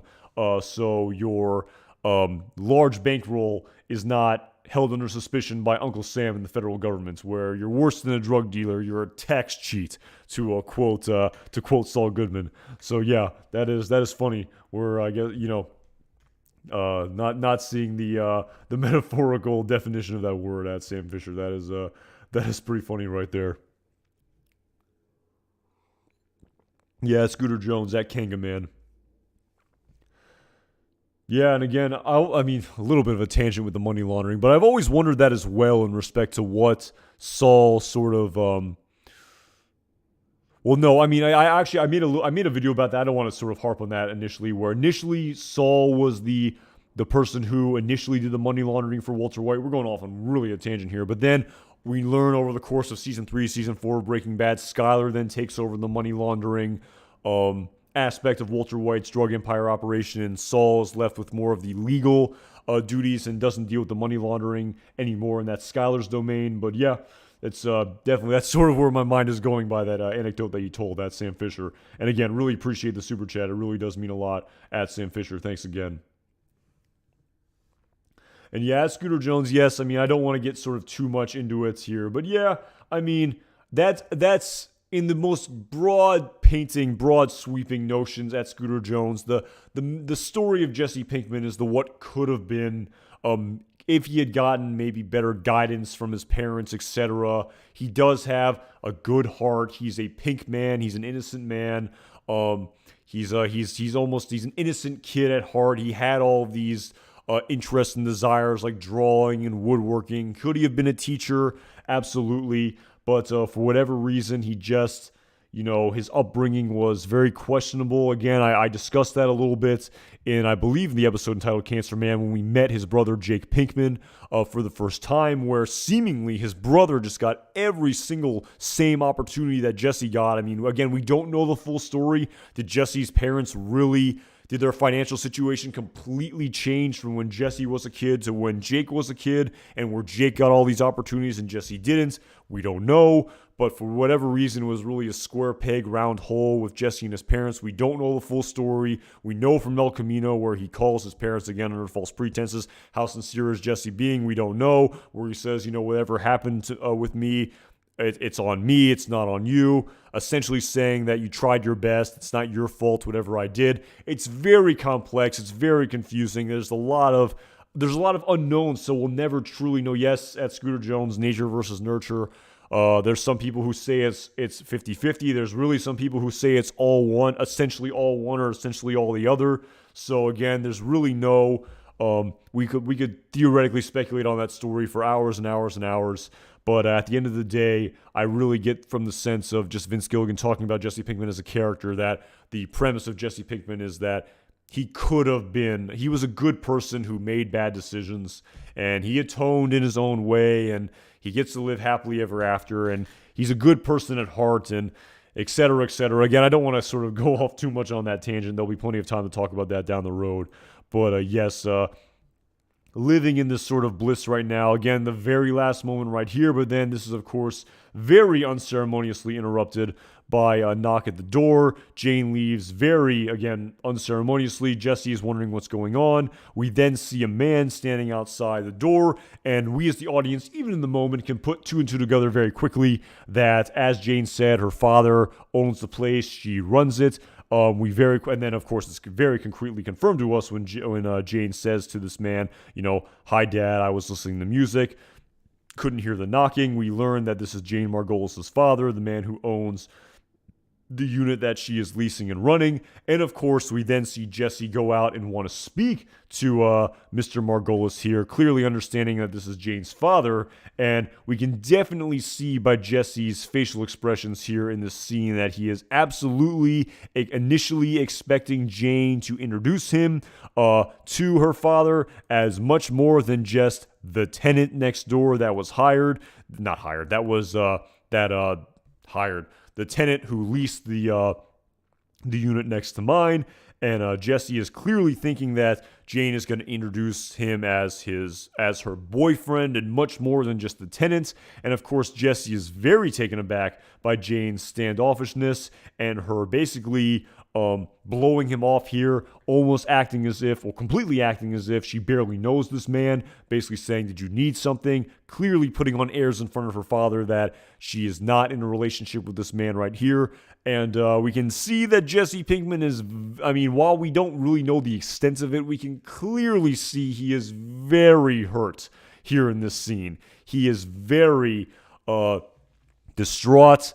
There's an amalgam of emotions probably coursing through his body, and that's sort of the theme of this episode that I really sort of think about, is just the sort of the grappling of one's emotions, whether it's Walt or Skylar or Jesse. That's really the sort of premise here of this plot and character development scene. But we definitely see Jesse being very affronted and very taken aback by Jane blowing him off and acting as if he doesn't know her.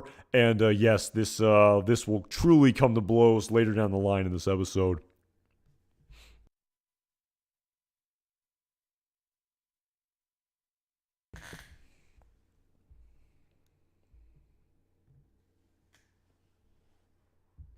Yeah, that's Sam Fisher. That is really a discussion for a different video. I mean, it's absolutely feasible. Your theory, it's technically possible. It's very plausible just based on a reading of the story of Jesse Pinkman. But again, it's up to the interpretation of the audience what how they will sort of extrapolate out the continued character arc of the characters who don't meet their demise at the end of the Breaking Bad universe. At Sean Crowley, that is a great point you raised, and I will absolutely be discussing again. I'll definitely be touching on that. And there's a lot. Again, there's so much I feel like I want to say about the various components of this episode here. But yes, we then continue back to the A story with Walter White installing the new hot water heater. And as was said on the episode of the Insider Podcast, this was a very intentional metaphor by the creators in this episode where not only does Walter White have cancer, but the damages to the house are signifying that the house has cancer as well. And that's sort of the metaphor here that the creators were alluding to in this scene by we see the broken hot water heater, the rot to the wood underneath the crawl space. That's clearly the metaphor that they're trying to display here. The one-for-one comparison in respect to, well, what does that mean that the house has cancer in conjunction with Walter White having cancer? What does that really mean? I have been grappling with the overall significant meaning of that. They didn't really touch on it in too great of detail. They alluded to it for sure. I have wondered the sort of meaning and analogy behind this cancer metaphor that they've all but said is an analogy here in this episode. The rotting of the wood, as you mentioned, that's Sam Fisher. And again, before I sort of touch again, I mean, I can sort of get to the rot, if you will, a little bit down the line. But to sort of set up the story here, we see Walter White installing the hot water heater. Walter Jr. is very happy with this. Finally, hot water after, all these months since the very beginning pilot episode. Initial back and forth, very lighthearted. But of course, following this lighthearted conversation, as I discussed earlier in respect to that very awkward tequila scene, we see Walt trying to apologize here, saying his actions were not appropriate, and he apologizes. And as I discussed a little bit earlier, Walter Jr. definitely misreads the scene where he thinks that his father was trying to bond with him, essentially where he says, well, I did a good job, right? I kept up with you and Uncle Hank. I drank 3. And of course, we can see by Walter White's facial expression here being very sort of, taken aback and overcome with the realization of what he was doing. Not to mention, he was very taken aback by his son apologizing for vomiting in the pool in the first place. And so, yeah, just a lot of emotions happening here in this scene. And again, we can hard to interpret everything that's happening in the characters' heads here. Oh, not at all. But yes, it was a very tough scene to watch. Even this one, additionally, where Walt is sort of realizing that his son really again, I don't know if. Well, he knows his son misconstrued his actions at the party with his brother-in-law Hank Schrader, but maybe Walt is realizing that he was sort of using his son as a prop here, where he's realizing I was kind of goading him on to drink more, and my son thought by doing this I could bond with him, and he's realizing that wasn't my intention. I was kind of using him as a prop, and I feel bad about that. I'm realizing how much of an asshole I was. That's sort of my reading of Walter White here in this scene from a plot point of view. And I also like how they sort of clear the air where Walter Jr. says it sounded like you and Uncle Hank were mad at each other. But of course, Walt says, we're fine. I spoke with him. We essentially brushed that under the rug because if I'm not mistaken, the very next time they see each other, I believe it's not in Mandela. It's the episode after Mandela in Phoenix when they're having Los Pollos Hermanos at the cookout. They're getting along very cordially as if nothing happened. So that dialogue very necessary to explain the patching up of that relationship and understanding, and Hank really coming to terms with, hey, his brother-in-law probably had one too many. He had a lot of emotions going through his himself. We've all been there. We've all, Hank's a drinker. He's been known to put one or two back before. We've all been there. We've all had one too many and said something that we regret. Water under the bridge. Who among us is without sin in that regard? So it definitely makes sense to me where there doesn't have to be this huge mea culpa apology that we see on screen. It just the the explaining of the scene being as though they were able to patch it up over the phone. It makes a lot of sense to me. And yeah, like I said, tough scene here where I really feel like Walt is realizing what he did with his son the other day, where he used his son and where he was, again, using him and wasn't bonding with him as his son thought he was doing. And Walt sort of realizing this interpretation and being truly upset by it. And I definitely, if I'm not mistaken, if I go back to the episode entitled Salud, where Walt... was Salud, where Walt, after he gets punched in the face by Jesse and is under the influence of alcohol and painkillers, and his son visits him and, is crying uncontrollably and his son leaving, he says, "Bye, Jesse," instead of, "Bye, Walter Jr. It is very sobering and very, no pun intended, maybe pun intended, very sobering and very intense and almost a little bit dark how, Walter White's relationship with his son really isn't, it's not as maybe as good as he hopes it would ever have been. And it's kind of very telling where by him, again, maybe I'm reading too much into it, by him saying Jesse accidentally instead of Walter Jr., but it's almost like a Freudian slip in his subconscious coming through where he really has more of a relationship with Jesse Pinkman as opposed to his own son, Walter Jr. And it's there's a lot to sort of ruminate on there, and I don't really know if I've come to my final conclusions in respect to that potential storyline of Walter White, but yeah, it's definitely something I've thought about for sure, where Walt's relationship with his son doesn't seem that deep and that sort of close in many respects. I know he's 16, and I don't even know who knows how close the traditional 16-year-old is to their son. Maybe it differs, but it's definitely some interesting food for thought for sure that I've thought about here in this scene. And of course, to get to the sort of rotting wood analogy at Sam Fisher, it is kind of again. The sort of metaphorical symbolism of all of this, again, that's what I'm still sort of grappling with at Sam Fisher. I don't.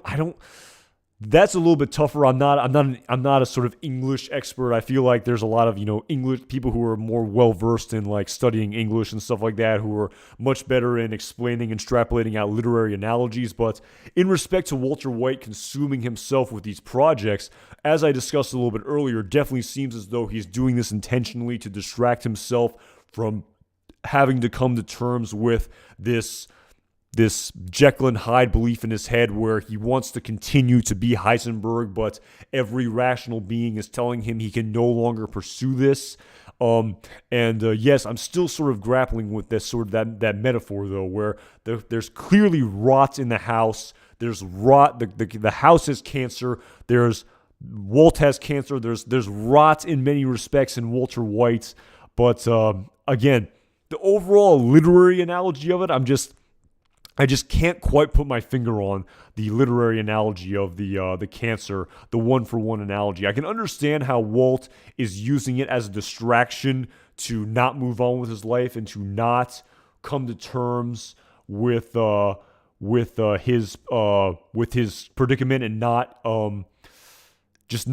wanting to accept or come to terms with his predicament. But again, I'm still just grappling on the literary analogy at Sam Fisher, and truthfully speaking, I'll be the first to say it. I'm not the best with literary analogies. I really feel like that's not my forte. That's not necessarily where my brain naturally gravitates towards. I can see the literary analogy, but extrapolating out a higher meaning, that is sort of a little bit tougher for me. I'm no Chekhov, I'm no Dostoevsky, that's for sure. But yeah, it's definitely something I'll continue to ruminate on for sure in respect to this, the analogy of cancer and this analogy of rot that's happening here. Maybe again, I'm trying to sort of rack my brain here, but the house has cancer, Walt has cancer, the house is rotting, and by the house rotting, what's inside the house is your family, and how the cancer eating away at Walt is similar to the cancer of the house eating away at the house, and at the end of the day, this affects the family, as we can see by Walt's deterioration with his relationship with his family, not to mention the cumbersome burden that we see down the line when he's working on the house and disturbing his family at breakfast. That's sort of where my mind goes to as Sam Fisher. I apologize if I don't have a sort of more articulate analogy for all of this, but yeah, it's definitely interesting that the cancer analogy of the house for sure. At Sean Crowley, Jr. was Walt's son, Jesse was Heisenberg's son. I agree with Hine. That is a good one right there. At Sean Crowley. That is a great metaphor right there, an analogy. I like that for sure. But anyway, yes, back to the story of Jesse Pinkman. And like I said, before I get to that, Scooter Jones, the house is a fortress of stability, protection against the elements. Walt, yeah, I mean, that's sort of, again, the family, the rot of Walt, the rot of the house affects the family, maybe. The rot and destruction affects his family in the same way that the rot of Walter White's cancer is affecting his relationship with his family. That's sort of where my mind goes to. At Sam Fisher, I view the rot as the destruction of his family regarding his pursuit of the drug trade. Yeah, I can see that. That's sort of where my mind went to initially as well at Sam Fisher. There's definitely multiple interpretations, I think. But yeah, I tend to agree with you as well at Sam Fisher. That's after trying to rack my brain, that's definitely where I conclude on in many respects. At Scooter Jones 303 cannot build a house upon shifting sands. I like that. I like that for sure. But yes, anyway, getting back into the B story, if you will, of Jesse Pinkman. Again, poor Jesse. Poor Jesse, and I mean this sincerely. Anyone who's a fan of my content knows my opinions on Jesse Pinkman, and I'm trying to sort of soften up a bit to his character. Maybe I'm being a little bit too hard on him, but just in the grand scheme of things, we can definitely see Jesse being so affronted by what Jane did to him. He takes this so personally, what Jane did to him. By dissing him, by blowing him off, by acting as though she didn't know him. He's very aggrieved. His own pride and his own ego is dented, where he feels used and he feels betrayed in many respects. And we can definitely see him take it very personal here. And again, I know I was young and dumb and foolish at one point in my life too, and maybe I would take things too personally. But it really doesn't serve you any good to take things this personally. And I really feel like this wasn't about Jesse per se. This was more about Jane and her own issues with her father and her not being comfortable just coming to terms with her own issues with her father, as she says later in the scene where she is saying, what am I supposed to say to my dad? That here's the druggy burnout that I leased the unit to, not to mention I'm sleeping with him. Again, it's not about Jesse here. Like, Jesse is taking this personal, and just based on my reading of the scene, he shouldn't take this so personally. In that it's more about Jane being insecure with herself than her not liking Jesse, because she clearly does. She clearly is incredibly attracted to him. And yes, I'll get to that scene later down the line when she says, who's us? Maybe she was just caught up in the moment there. She was just trying to win an argument. Maybe she was a little bit taken back and affronted by Jesse's full court press of calling out her actions, and maybe she said something in the moment she didn't mean. But again, she clearly likes you, Jesse. She clearly is attracted to you. You don't have to take this so personally. It's not about you. You don't have to be so narcissistic here in the scene. I know everyone has a little bit of pride and a little bit of an ego, but you don't have to take this rejection so personally, which he clearly does. I mean, definitely a real sort of anger he exhibits here by, man, turn off that fan. I'll stick it to her. I'll turn off that fan that I bought. Screw her. I'm not going to filter out my cigarette smoke. I don't even know if that filter would really do anything. If you smoke in a house, it's going to reek. The filter might help a little bit, but not really enough. But anyway, of course, following this, we then see Jane come into the house like nothing is wrong, like nothing happened, truly trying to just sweep that interaction in front of Jesse's house under the rug. And of course, Jesse basically saying, what was all that? We were going to act like nothing happened. And again, I kind of want to play this scene right here. I feel like I did a pretty decent job describing it. I want to play a lot of it, though. And, it's going to be tough for, copyright purposes. But again, we can, like I said, it's definitely, Jesse takes this way too personally. And it's more about, I feel like, Jane's own insecurities here. And so, yeah, just going to play a little bit of the scene. Before, with your dad. It wasn't about anything. Oh, okay, so I totally just misread your total diss? If anything, I was doing you a favor. A favor? Yeah, I told you, he's a hard ass. You seem cool to me. Yeah, well, So, what's the deal? there's no deal. I was helping you out, okay? Protecting you. How's that? I mean, I'm letting you smoke in here and everything. I bought a filter. And I figured the less he knows, the better. You acted like you didn't even know me. So? So, You think I'm gonna be all like, hey, Dad, meet the stoner guy who lives next door, and by the way, I'm sleeping with him? Man, that you could just see the look on you can just see the look on Jesse's face, just how, in many ways, heartbroken he feels in this scene. Basically saying, what about us? What about me and you? And of course, when Jane delivers the sort of the blow here, you can really see just how affronted Jesse is here in this scene. If you just, this final bit right here of, I'm talking about us. Us. Yeah. You and me. Who's you and me? It's like, I kind of go to that scene in The Simpsons where you can literally, look, Lisa, you can literally see where Ralph Wiggum's heart literally rips in half. And yeah, Jesse's hurt in this scene. Jesse definitely, he feels used a little bit, if you will. It's kind of funny. He kind of takes the exact opposite point of view from Jim in American Pie, for any fans of that film. Great scene, the next morning after he sleeps with Michelle after the prom, and Michelle is gone the next morning. He's like, oh my God, she used me. And then, of course, she used me. He's like, he's grappling with this, and of course, he initially then goes, all right, she used me, like being like, oh, okay, cool. I was treating as a piece of meat, and I got to sleep with this woman. All right, sounds great. But of course, Jesse did not view this relationship so casually, and it actually is again a little bit.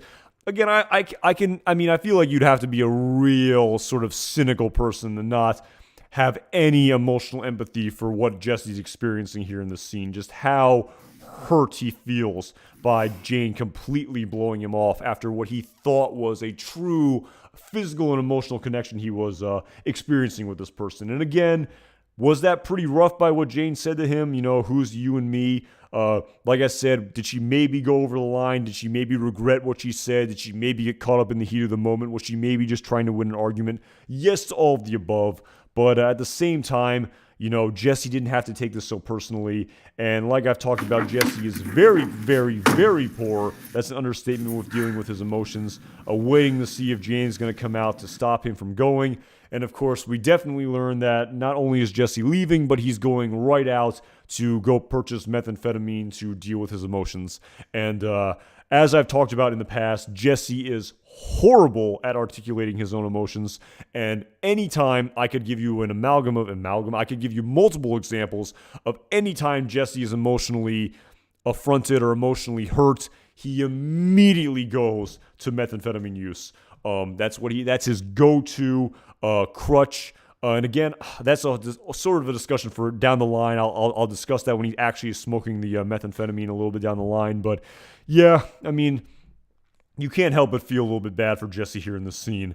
But like I said, at the same time, Jesse, you don't have to take it so personally. It's not really about you. It's more about Jane and her own issues that she is having a hard time grappling with her relationship with her father that isn't completely known to us at the time. Of course, because we're using the benefit of hindsight now. But, like I said, Jesse is young and Jesse is foolish and Jesse's in love. And, we do crazy things when we're in love. So, yeah, that's sort of where my brain went to here in the scene. At Hine, thank you so much for the super chat, and thank you for all the support you give to this channel. The song at the end of this episode is the greatest fit of a song not originally written for the show. I love how the whole scene was filmed. Yes, again, I don't know exactly the band or the song, but even I listened to the lyrics fairly close. At Pulsar, you got me there for sure. You got me there.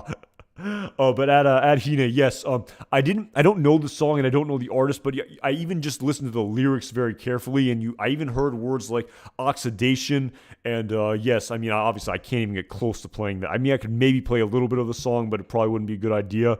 But yes, definitely some great vibes by that song right there.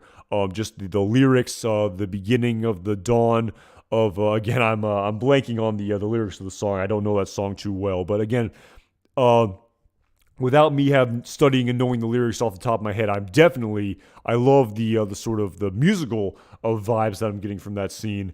And yes, I could try to play a little bit of emphasis on very little bit of that final scene, but with the music, it's almost impossible.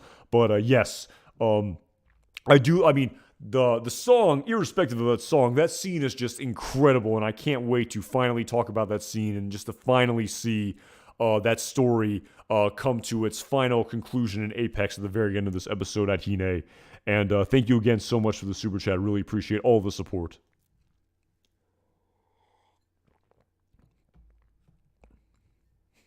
Paul Sura, yeah. I mean, like I said, it's actually kind of funny at Paul Sura. When I listened to the Insider podcast of the episode Negro y Azul, and I heard Vince Gilligan say, Jesse, God bless him, we love him, but at times he is that dense, kind of talking about the line when he said a robot, where the reason why that line is so funny is because it's literally that funny because Jesse is being sincere. He literally thinks that Walt is building a robot. It's literally going over his head that the only logical continuation is to build a battery. And even him not to mention over time, I feel like I've gotten a little bit softer on Jesse, but just hearing Vince Gilligan say that, it's like, you know what, Jesse, I mean, it's so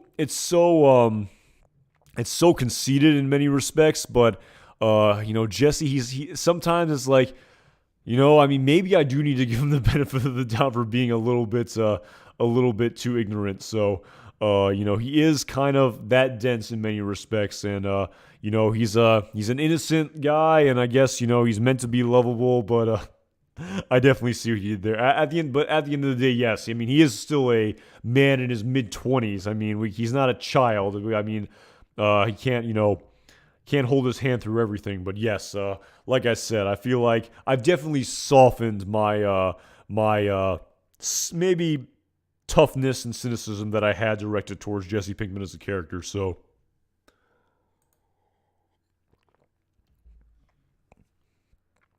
but of course, following this, we then pan to the next morning where we see Walter White buying the materials that he needs to work on this crawl space here. And again, it's actually a pretty interesting, again, there's so many little details here. It's funny, as we progress later down the line in the story, and the more information that we have and the closer we get to the finish, the more my brain just sort of, thinks about all the various components about Breaking Bad. And it is kind of it's interesting to think about how we know eventually in the episode entitled Crawl Space and down the line in season 4 of Breaking Bad that eventually Walt will turn this into a crawl space that he can access. But prior to this, the water heater, it did not have an opening which he could crawl through and enter his house via the window in this crawl space. And again, was Walter White really playing 3D, 4D chess and thinking, eventually down the line, I can use this crawl space and this can come to my advantage. I'm going to create this opening, which allows me access into this crawl space, which I didn't have before. Is Walter White really that smart? Did it kind of happen sort of naturally by accident? But it is sort of a very interesting detail that I never thought about initially where, this wasn't there. He had no access to this crawl space before, but in this episode, he creates it. So yes, it's definitely some interesting food for thought about whether or not Walt had been planning this all along, or not all along, but sort of saw this as an opportunity. And again, maybe it was subconscious where I'm getting out of the game, but I'm not getting out of the game. So much food for thought here in this scene. At Sam Fisher, in the end scene, Walt leaves the white paint. I believe it was primer at Sam Fisher. I don't know if it was paint. I think it was primer, but yes, it was white. And it definitely, I think the brand was Kills. That was also very intentional. I believe that it was primer, though. It's what you paint on a surface prior to using paint, I believe, to make it adhere better. But yeah, that is, again, thank you so much for the super chat, Sam Fisher. Really appreciate all the support. But yes, again, so much here. There's so much here in this episode to discuss. It's just, again, as I was watching this is such a crucial plot and character development episode here. There's just so much here to discuss. At Pulsura, after we watched the arc of Howard Hamlin, nobody should ever feel like Jesse Pinkman was the short end of the stick character of this universe. Yeah, that's so true, Paul. That's so true. And again, like I said, I'm no Jesse Pinkman cheerleader. I'm not the biggest fan. I don't have his poster hanging up on my wall. But again, am I maybe being a little bit, emphasis on a little bit too harsh and too cynical? Maybe at Pulsura, maybe I don't need to do the sort of full court press, no sort of any lenience or explaining to Jesse Pinkman at all. I think maybe I'm being a little bit too harsh in that respect. It was really illuminating when Vince Gilligan said, God bless him, he sometimes just is that dense, and it kind of was a sort of light bulb moment where I'm like, you know what? I mean, I feel like this is such a backhanded sort of compliment, this is a backhanded compliment or such an insult, but a left-handed compliment, but I really can't be that mad at Jesse because he really is that dense in ignorance. That's really sort of where I got to. So yeah, it is sort of like I have more sympathy with him because I just realize how ignorant and dense he is at Pulsura. So it's definitely a left-handed, backhanded compliment, but my very harsh feelings towards him are definitely dissipating. But yes, at the same time, it's not like, oh, poor woe to Jesse. At the end of the day, he made his bed. As Ed the Superior said, you like to pull on people's heartstrings. Why don't you try your luck with the police? He's not, despite him maybe being innocent at heart, he's not a 5-year-old child by any stretch of the imagination at Pulsura. But yeah, that's so much food for thought here in this episode. Absolutely. That's Sam Fisher. I thought you hated Jesse when I first tuned into your channel. LOL.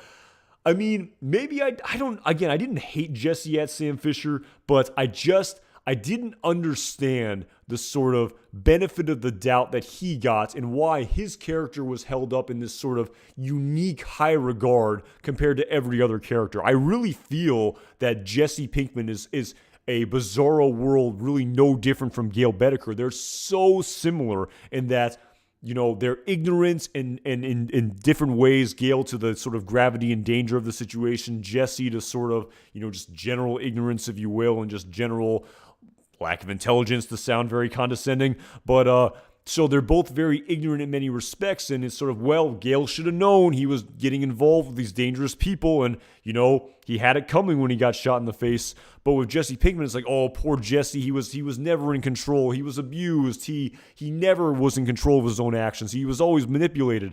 Again, maybe I just heard a couple of people online say that, or I heard not even online, even I would discuss people in my own life, just more casual fans of Breaking Bad, and I just sort of I heard that consensus a lot, and I'm like, that's not quite how I view his character. And I guess the more and more you hear about it, you just view Jesse as the hero of Breaking Bad and someone who should be revered and is the one good guy in Breaking Bad. And at best, I view it as very nebulous. I mean, one of the reasons why I love Breaking Bad so much is that the line of good and evil is so blurred, where there are no good people. There are no, someone like Hank Schrader is definitely more good than evil, but it's definitely more of a spectrum of good and evil, as opposed, and all these characters have flaws. It's not a sort of, 70s action hero movie where the good guy is always good, or, a 50s movie where the good guy is always good.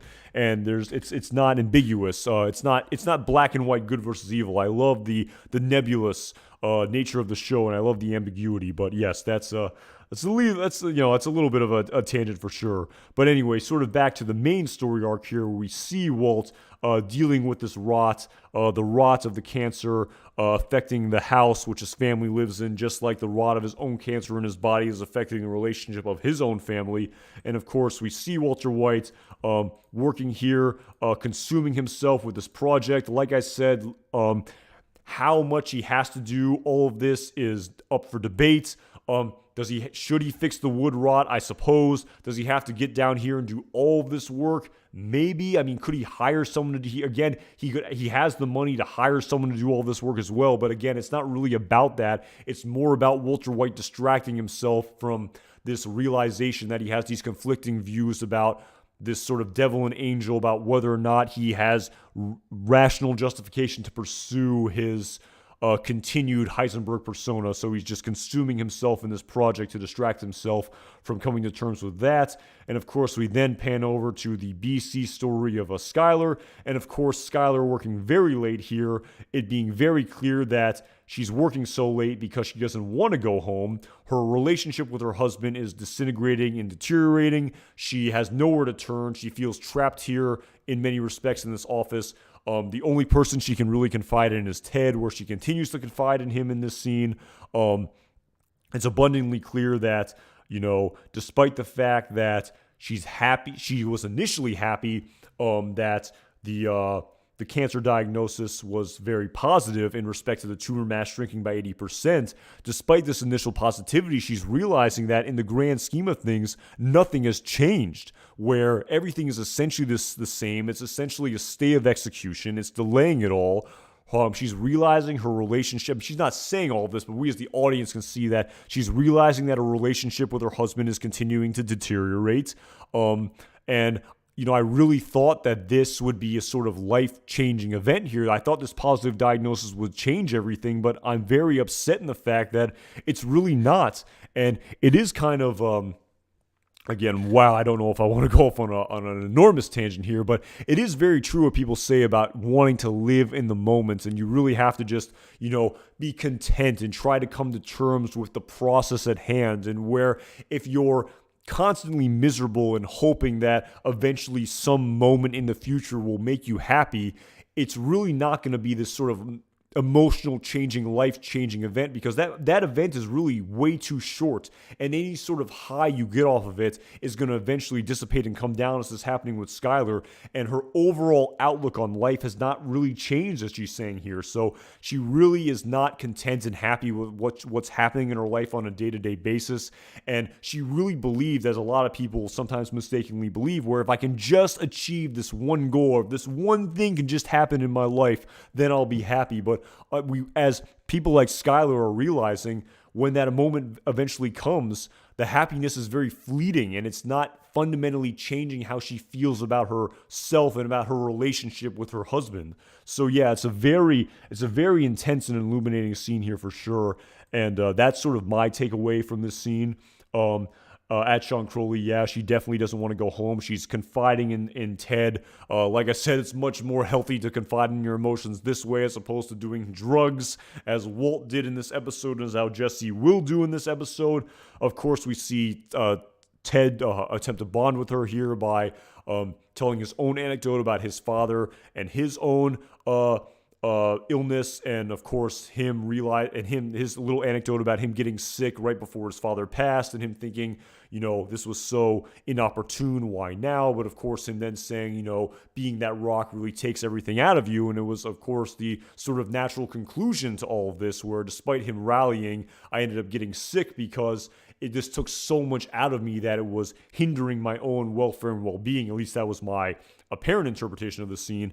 And him basically saying, I can understand how you're feeling, Skylar, where you put so much emotion and emotional investment into this eventual positive news that when it eventually came, you were so worn out and so just emotionally drained from all of this that you're feeling bad, essentially. I think that's sort of the way he was trying to confide in Skylar here and trying to relate emotionally to her. And again, that's sort of getting very nitty-gritty in the plot here. But of course, in the more broader circumstances, we can really see just Skylar's with this hand-holding scene right here. She initially pulls her hand away to wipe her eye of her tears, but again, she then holds Ted's hand again, continuing to foreshadow the inevitability of this relationship continuing to kindle between these two characters. I mean, if the happy birthday, Mr. President scene in the next episode isn't a large blinking neon sign saying, these two characters are going to get together eventually, I don't know what is.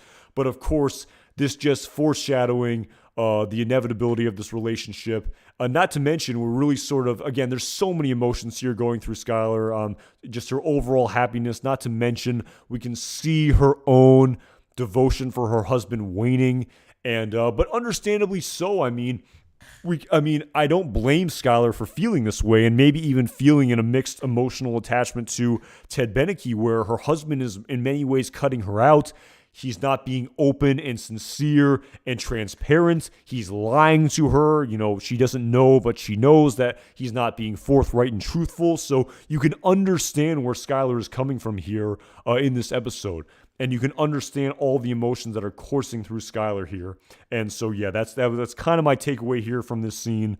The emotional foreshadowing between the relationship between these two characters, the analogies of and the thematic elements of Skylar and her own happiness and realizing that she was holding out hope that this one moment would change everything.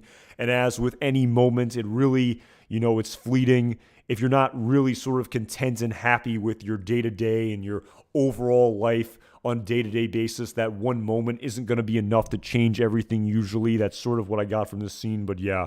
And again, of course, this is then further exemplified exponentially so, and we see Skylar at home, and again, the rot of the wood literally affecting the relationship that Walt has with his family, where we can see that, his family is just, totally sort of put out by Walter White's actions here in this scene. He's working, he's consumed, he's completely focusing on himself right here. He's ignoring the well-being of his own family, who's clearly, annoyed and bothered by the loud sound of the saw and the fact that, their husband, their father is completely just, working on the house and completely ignoring them. And Skylar saying, are you going to go to work anytime soon? Walt just blowing her off, saying we have rot. Again, I don't want to repeat myself too much here, but Walt clearly distracting himself from dealing with the emotions that are going through his own head. And again, while he maybe hasn't come to the terms with the fact that he's not doing this for his family, while in the moment he believes that he's doing this for his family, the grand irony is that this is costing him his family, and this is pushing him away from his family, and this is causing his relationship with his wife and his son to rot away. And yes, I love the thematic analogy that was displayed to us in this scene.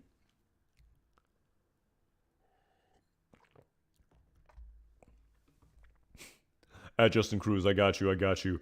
But at Sean Crowley, you can't blame Skylar for how she's feeling. Yeah, not at all. This is not just some, horrible, two-dimensional, bored housewife archetype. It's the furthest thing from that, Sean Crowley. I'm not saying that you're saying the complete opposite of that, but there's so much depth, there's so much complexity, as I discussed in that scene. So yes, it's a very great scene, and poor Jesse. I mean, like I said, just using the methamphetamine to deal with his emotions, and of course, the grand irony is that little piece of throwaway dialogue in many respects, maybe not even throwaway dialogue, maybe a little bit intentional, where, Jane says that all of his superhero characters look just like him. I wonder what a shrink would say. And I'm almost like trying to scream through the computer screen here saying, Jesse, go to a therapist, go see a psychologist, deal with your emotions and feelings. Don't turn to this horribly addictive, crippling drug that is methamphetamine. You're killing yourself. Don't do this. But of course, the grand irony is that Walt was doing the exact same thing with alcohol, which is socially acceptable. And yes, I don't know if anyone's going to argue that alcohol is obviously not as bad as methamphetamine. It's clearly the case, but the premise is exactly the same, where instead of articulating and discussing your emotions, you are burying them deep down and drowning them, or, burning them up with this substance. And yes, I know, therapy and, mental health in this country, again, I'm really going to get on my high horse here, but it's pretty terrible. As much as people say, they want the federal government and politicians say I'm really going down. I'm really charging into a minefield here. But as much as politicians say we have to fund this and blah, blah, blah, they really don't fund it. And if you hear from people and you hear and read about mental health coverage in this country, it's pretty terrible, and it's unbelievably expensive to get actual good coverage. And I don't want to sort of go down that whole line there. But the grand irony in all of that is that Jesse has all the money in the world, and he could pay out of pocket to see a therapist and do the emotionally healthy route of talking through his emotions, as opposed to using a substance to deal with his emotions, as Howard Hamlin did. And yes, I know, as Hank Schrader himself said, it's unmanly to see a therapist, going down that route, talking to a shrink, it's career suicide. And maybe in 2008, it wasn't as socially acceptable as it is now. But yes, definitely, despite despite it not being viewed that way from a healthcare point of view, not really. Mental health is in all respects just as important as physical health. And not just, horrible debilitating diseases like schizophrenia and things like that, but even just, one's emotional feelings, just, depression, anxiety, things of that nature. And I know a lot of people say, it just takes a swift kick in the ass and, look alive and, suck it up. But again, in many respects, that's sometimes that clearly doesn't work for most people. And when people are told that, instead of talking through their emotions, the sucking it up tends to mean, hey, go have a drink. Go drink. It makes you feel better. Go have a drink. You'll feel better. That's the way you're supposed to do it as a man, to quote Hank Schrader. And as unhealthy as that is. But of course, I don't want to, pick on Jesse too much. Hank did the same thing. Jesse did the same thing. Walt did the same thing, but with alcohol. But yes, methamphetamine is way more debilitating. And again, I just think again and again and again over the course of Breaking Bad, anytime Jesse had to deal with an uncomfortable circumstance, he resorted to methamphetamine, whether it was, right now when Jane rejected him, this very trivial, it's love. I don't want to sort of put down love, but in the grand scheme of things, it seems so trivial. But he resorts to methamphetamine here. He resorts to methamphetamine following Jane's death. He resorts to methamphetamine and heroin when Walter White blows him off with the drug deal down the line when he doesn't pay him his $480,000 because he's worried that he's under the influence and will just smoke the whole wad and be dead within a week. He does it after the death of Tomas.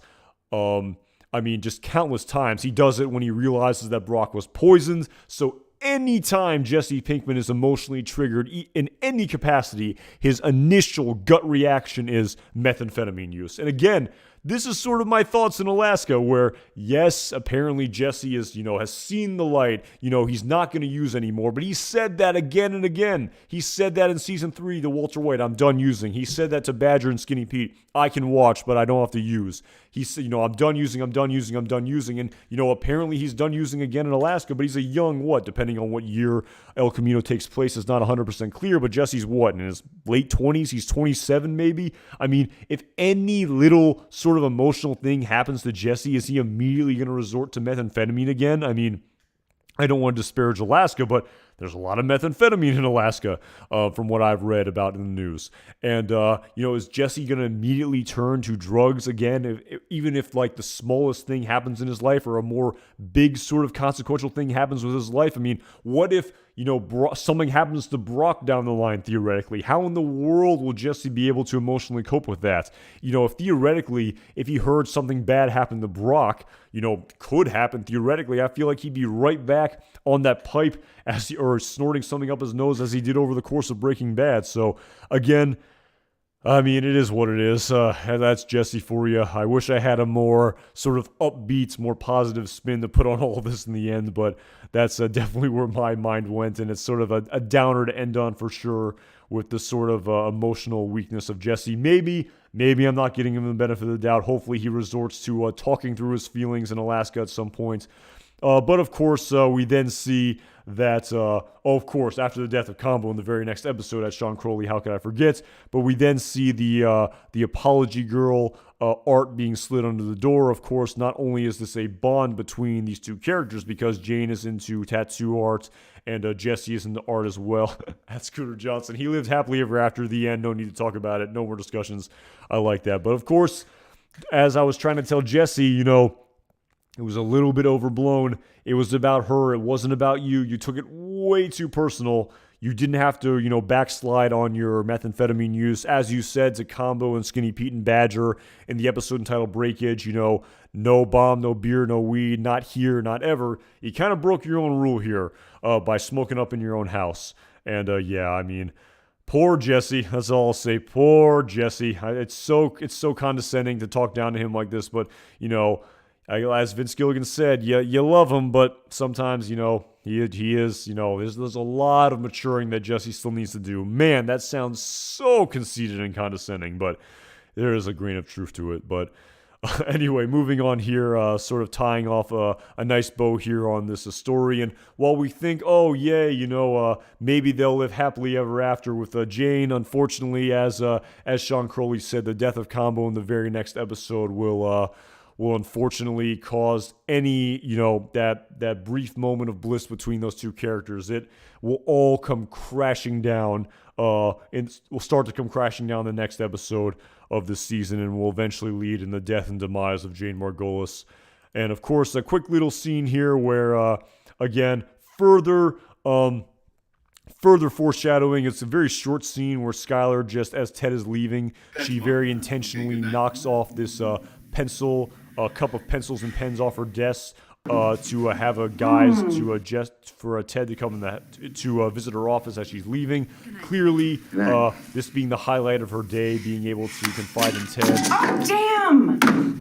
Clearly doing that on purpose so she can talk to Ted. Again, more emotional outlet here, more emotional coping. So, it's again a short little scene here to close out the story of Skylar. I feel like it wasn't even really necessary. I feel like, well, then again, I guess you maybe didn't want to end on the breakfast scene. And again, after I guess Skylar seeing and maybe her grappling with her emotions of her devotion to her husband. Eventually, she after that breakfast scene, she kind of it's clear that she still is using Ted as an emotional outlet, but the gravity of which that and the sort of the extent of that emotional outlet will be on full display in the episode to come. I know everybody cannot wait and is on pins and needles. Just can't wait to reassess and discuss the Happy Birthday, Mr. President scene. I know that's the scene that everyone loves the most, that everyone rewatches the most, and isn't awkward at all. But yes, that is a discussion for the next stream. And of course, at Pulsera, Skylar the worst. I see what you did there I see what you did there at Pulsera. I see what you did there. At Sam Fisher, thank you again so much for the super chat. I really appreciate all the support. Does Jesse lose his blowfish privileges next episode? Jesse is a blowfish now. He can blowfish it up. Does he lose his blowfish privileges? I guess so. Following the death of Combo, as Skinny Pete will say, that the word is out on the street that his junkie wife copped to it, how everyone in town knows it's not you. So if by that you mean he loses his blowfish privileges, I guess you're spot on there at Sam Fisher. But yeah, that's definitely my goodness, Mandela. I'm jumping the gun here before the end of this episode, but man, is that a good episode! My goodness gracious, do I love that episode. The emergence of Gus Fring, Saul comes back into the fold, the death of Combo, the sort of the gravitational shift in the relationship of Jane and Jesse. Man, is Mandela a great episode. I cannot wait to discuss that next episode. But yes, getting into this final episode here, we can see Walt finish up this project. And again, I'm not a construction expert here by any stretch of the imagination, but it seems to be more or less done. He puts up all of the new wood, and does he have to paint it? I'm not 100% sure, and that's sort of what the creators were alluding to in the Insider podcast, where they were saying, how damaged is this house really versus how much is Walt using it as an excuse not to deal with his emotions. And finally, this will finally come to a head. The climax of the scene finally takes place at the end of this episode where Walt goes back to the hardware store to buy this paint primer. Very intentional by the creators. Kills brand paint primer, which is a real brand, and definitely was intentional that Walter White would buy Kills brand. Love the sort of metaphorical analogy there. Pretty damn self-explanatory. Don't have to go into that one there. But we can see Walter White buy this paint primer. White pigmented. Again, look, I don't know if everyone can see this, but again, very intentional by the creators to pick this specific brand of paint primer. I'm no expert in paint primer, but it's used prior to painting a surface to help the paint adhere. And yeah, great scene here where following Walt just going right to the checkout as he has done over the course of this episode, he is then very taken aback by him seeing this shopping cart full of methamphetamine manufacturing paraphernalia. And of course, we then see none other than, as it was described on the episode of the Insider podcast, Bizarro Jesse Pinkman come into the fold. for any Seinfeld fans out there. Great episode. But Bizarro Jerry here, Bizarro Jesse over here. And what's actually great about the scene is that before Walt comes to terms with all the emotions he's been experiencing in this scene, he initially has this sort of regurgitation where, again, it's almost, I think the creators discussed this on the Insider podcast, so I'll defer to them. It's almost sort of a fatherly advice regurgitation here, where he is sort of instilling in him the proper advice to buy these methamphetamine paraphernalia, where he's essentially saying, you're buying the wrong matches. You need the red phosphorus is found in different types of matches. We've all seen the scene. You're attracting too much attention. You should buy it piecemeal. What are you doing here? Is this getting through to you, Chief? And of course, we then see following this tweaker, odorless, just like Lily of the Valley. I like that as well at Pulsura. I like that. I did notice that as well. Definitely. Again, I don't know if the whole Lily of the Valley storyline was concocted there. Odorless probably has a meaning as well in this scene, but I'm not 100% sure by the intended intention by the creators at Pulsura. But of course, following this tweaker here, this Bizarro Jerry getting spooked, we then see Walt sort of just laugh and sort of go about his business here. But then he quickly realizes what this person is doing and how this character right here is treading on his territory. That is clearly what is coursing through his mind. Ad Hine, I love that. Walt is always the teacher. I love that analogy right there. That is great through and through. And of course, finally here at the very end of this episode, we see Walt come to terms with his own emotions. He has no other choice. It's sort of the aha light switch moments where he realizes these people are treading on my territory. That's a loud beep. That's Scooter Jones. Where he's realizing these people are treading on my territory. This is my territory. I'm Heisenberg. And this was building for the entire episode where, again, I can't play this scene because of copyright, the music. There's no way I can play it. But, these emotions that Walt was experiencing were him realizing that he no longer has any rational justification and emotional sympathy from the universe or otherwise to the audience to continue cooking methamphetamine. He's in remission. He's made all this meth.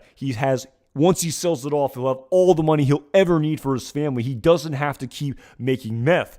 I suppose, these people selling this lower grade meth on his own territory could, infringe on his profit margins a little bit. But as it's abundantly clear, everyone wants to buy the purest quality. And even if there's a very good quality out there, there's always a market for a cheap knockoff as well for any product, no matter what it is, whatever tchotchke or, an expensive microphone, there's always room for cheap crappy ones that break easily like this, probably much lower grade meth that these these tweakers will be making compared to Walter White. And of course, we then see this great scene here where Walt says, stay out of my territory, where we learn it's abundantly clear that Walter White is doing all of this for him. It's clearly about him being Heisenberg and him assuming this persona.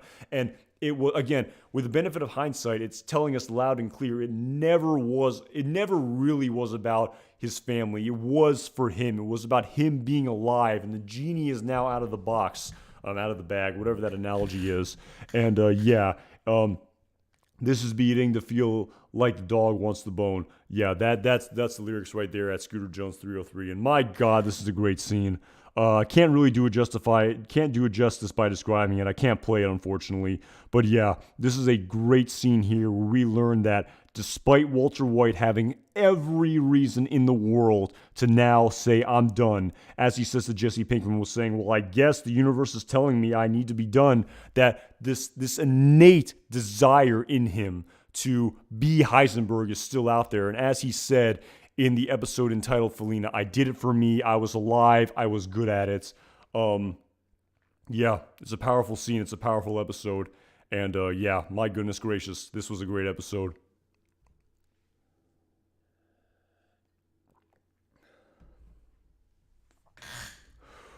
Ooh, but yeah, like I said, yeah, just really coming to that realization that, and again, it's the whole sort of, again, I could go off on another sort of, I could go off on another hour-long tangent here, but, it's about, was Heisenberg in there all along? Was it just laying dormant? Did it come as a result of the cancer diagnosis? We'll never know. It's always be food for thought. And it's, I've always wondered that. Was Heisenberg there all along? It's such an interesting thing to think about, this premise of this Mr. Chips character who never did a bad thing in his life ever. Never stole a penny off the sidewalk, to just this completely shift in his zeitgeist is just unbelievable. I love this story, and it's very sobering and very sort of almost eerie to think about if it's possible for every single human being to sort of undergo a transformation like this, where even the most upstanding person can it's not to say every person would do this, but maybe someone with as many issues and as many felt grievances as Walter White had with gray matter and otherwise is capable of doing what he did over the course of Breaking Bad. At Sean Crowley, thank you so much for the super chat. Really appreciate all the support. Thank you for doing this review of the best show ever. Keep up the good work. I really appreciate it, Sean Crowley. The support really does mean a lot. I really do appreciate it. Thank you so much. I do enjoy doing these streams, and I really appreciate it. And I'm really taken aback by how much people enjoy watching these streams and like watching me talk about this show. Yeah, Ed Hine, major turning point of the entire series. I would agree. I would absolutely agree. And like I said, I think in the moment I didn't realize just how powerful and profound this scene was. I really didn't realize it. But of course, with the benefit of hindsight, having seen the entire series, it really is telling us, there's no bones about it. Despite Walter White continuing to say, everything I do for my family. I did it all for my family. Whether it was to Gus, whether it was to Saul, despite him completely just pounding that in again and again and again and again, we know that, just this episode alone says this was for me. This was for me. I am alive. I am good at it. This gives me a reason for being. This lights my fire. This gets me out of bed in the morning. This gives me purpose. It's about this journey. It's not about doing any one specific thing. It's about the journey of Heisenberg. That's what all this is about. And at least in my humble opinion, and that's just my interpretation of the scene. And I just absolutely love this episode. And it's a really powerful one. At Sam Fisher, thank you again so much for the super chat. Really appreciate all the support you've given to this channel. He's basically applying the same energy at these two that he applied to Hank. Yeah, I'd say so. Almost a little bit less so in many respects. It was almost a sort of over the top, full. I've used that analogy of a full court press a lot, but it was almost even more over the top than this scene at Sam Fisher. That's something that I've definitely noticed. And the sort of stay out of my territory. I'm Heisenberg. This is my territory. And again, it is kind of interesting to see that the rumors and knowledge of Heisenberg has definitely swept through the Albuquerque criminal underworld. So they probably know who this is. They know that this is Heisenberg. And they understand that I don't want to mess with this guy. This is the guy that everyone's talking about, and this is his territory. And despite me again being outsized and over Walter White and could probably take Walter White in a fight, I'm gonna back down because I don't know what this guy is capable of, and I don't know what sort of manpower he's packing. And it's actually it's quite an interesting scene to think about for sure. And it is kind of funny how the persona of Heisenberg in the sort of streets is kind of inflated compared to what it actually is in real life, where the whole operation is just, him, Combo, Skinny Pete, and Badger, and Jesse. And it's kind of funny how, maybe the myth of Heisenberg is even greater than it is in the moment. But again, this guy backing down really isn't the main overarching premise of the scene. It's more about Walter White truly, coming to terms that this is for me. This is about me. It's not really about providing for my family. That was the excuse I used. The cancer was an excuse for me to act out in this manner. And now I really technically don't have that excuse anymore. But you know what? I'm so alive. I'm going to continue to pursue this persona in this life because I am truly alive. I am awake. I am living in a way that I never really was for the first 50 years of my life. That wasn't living. I am living right now. And even though it's going to be 2 years, I'm going to live more in these 2 years than I lived in my entire 50 years of life prior to that. And it's a really powerful story, and it's one of the reasons why I love this show and why I just am so drawn to it. It's a great show, and this was just it's such a character and plot development episode. So much happens here, and it's really one of my favorite episodes, and there was so much to think and talk about here over the course of this episode, and especially with the benefit of hindsight and retrospection. And there were so many thoughts that were going through my head here in this episode. At Smokeless Choice, stay out of my territory, a priceless and timeless scare. The music fits this segment perfectly. Yes, it does. Perfect choice. I would agree through and through. At Smokeless Choice. Yeah, at Scooter Jones, I think that's more of an extrapolation of it. That's, again, we could go on the sort of nitty-gritty sort of business details of his operation, but, that's sort of secondary to the broad, sweeping, more existential almost analogy that's happening here in this scene. At Sean Crowley, the only reason I would disagree, Anton, is that Walt still had his family at heart. He gave Gretchen and Elliot that money at the end for his family, even though he would never get any credit for it. Yes, again, maybe I'm being a little bit too hyperbolic. I don't know if it was entirely selfish, but again, it wasn't entirely selfless either. It was definitely both. And again, it was maybe a spectrum. Maybe it was more for him. It wasn't not for his family, but it wasn't only for his family. That's for sure at Sean Crowley. I like that caveat that you presented at Sean Crowley. It wasn't as if it wasn't for his family at all, but this guise and this premise that he was only doing all of these terrible, illegal, illicit things only to provide for his family, solely to provide for his family, that wasn't the case. A lot of it, while that was part of it, we can debate whether it was all of it or some of it or 50-50 or 60-40, 90-10, whatever, but that was just a part of it. A lot of it, in hindsight, was also about himself, and that's sort of the premise here in this final scene of this episode.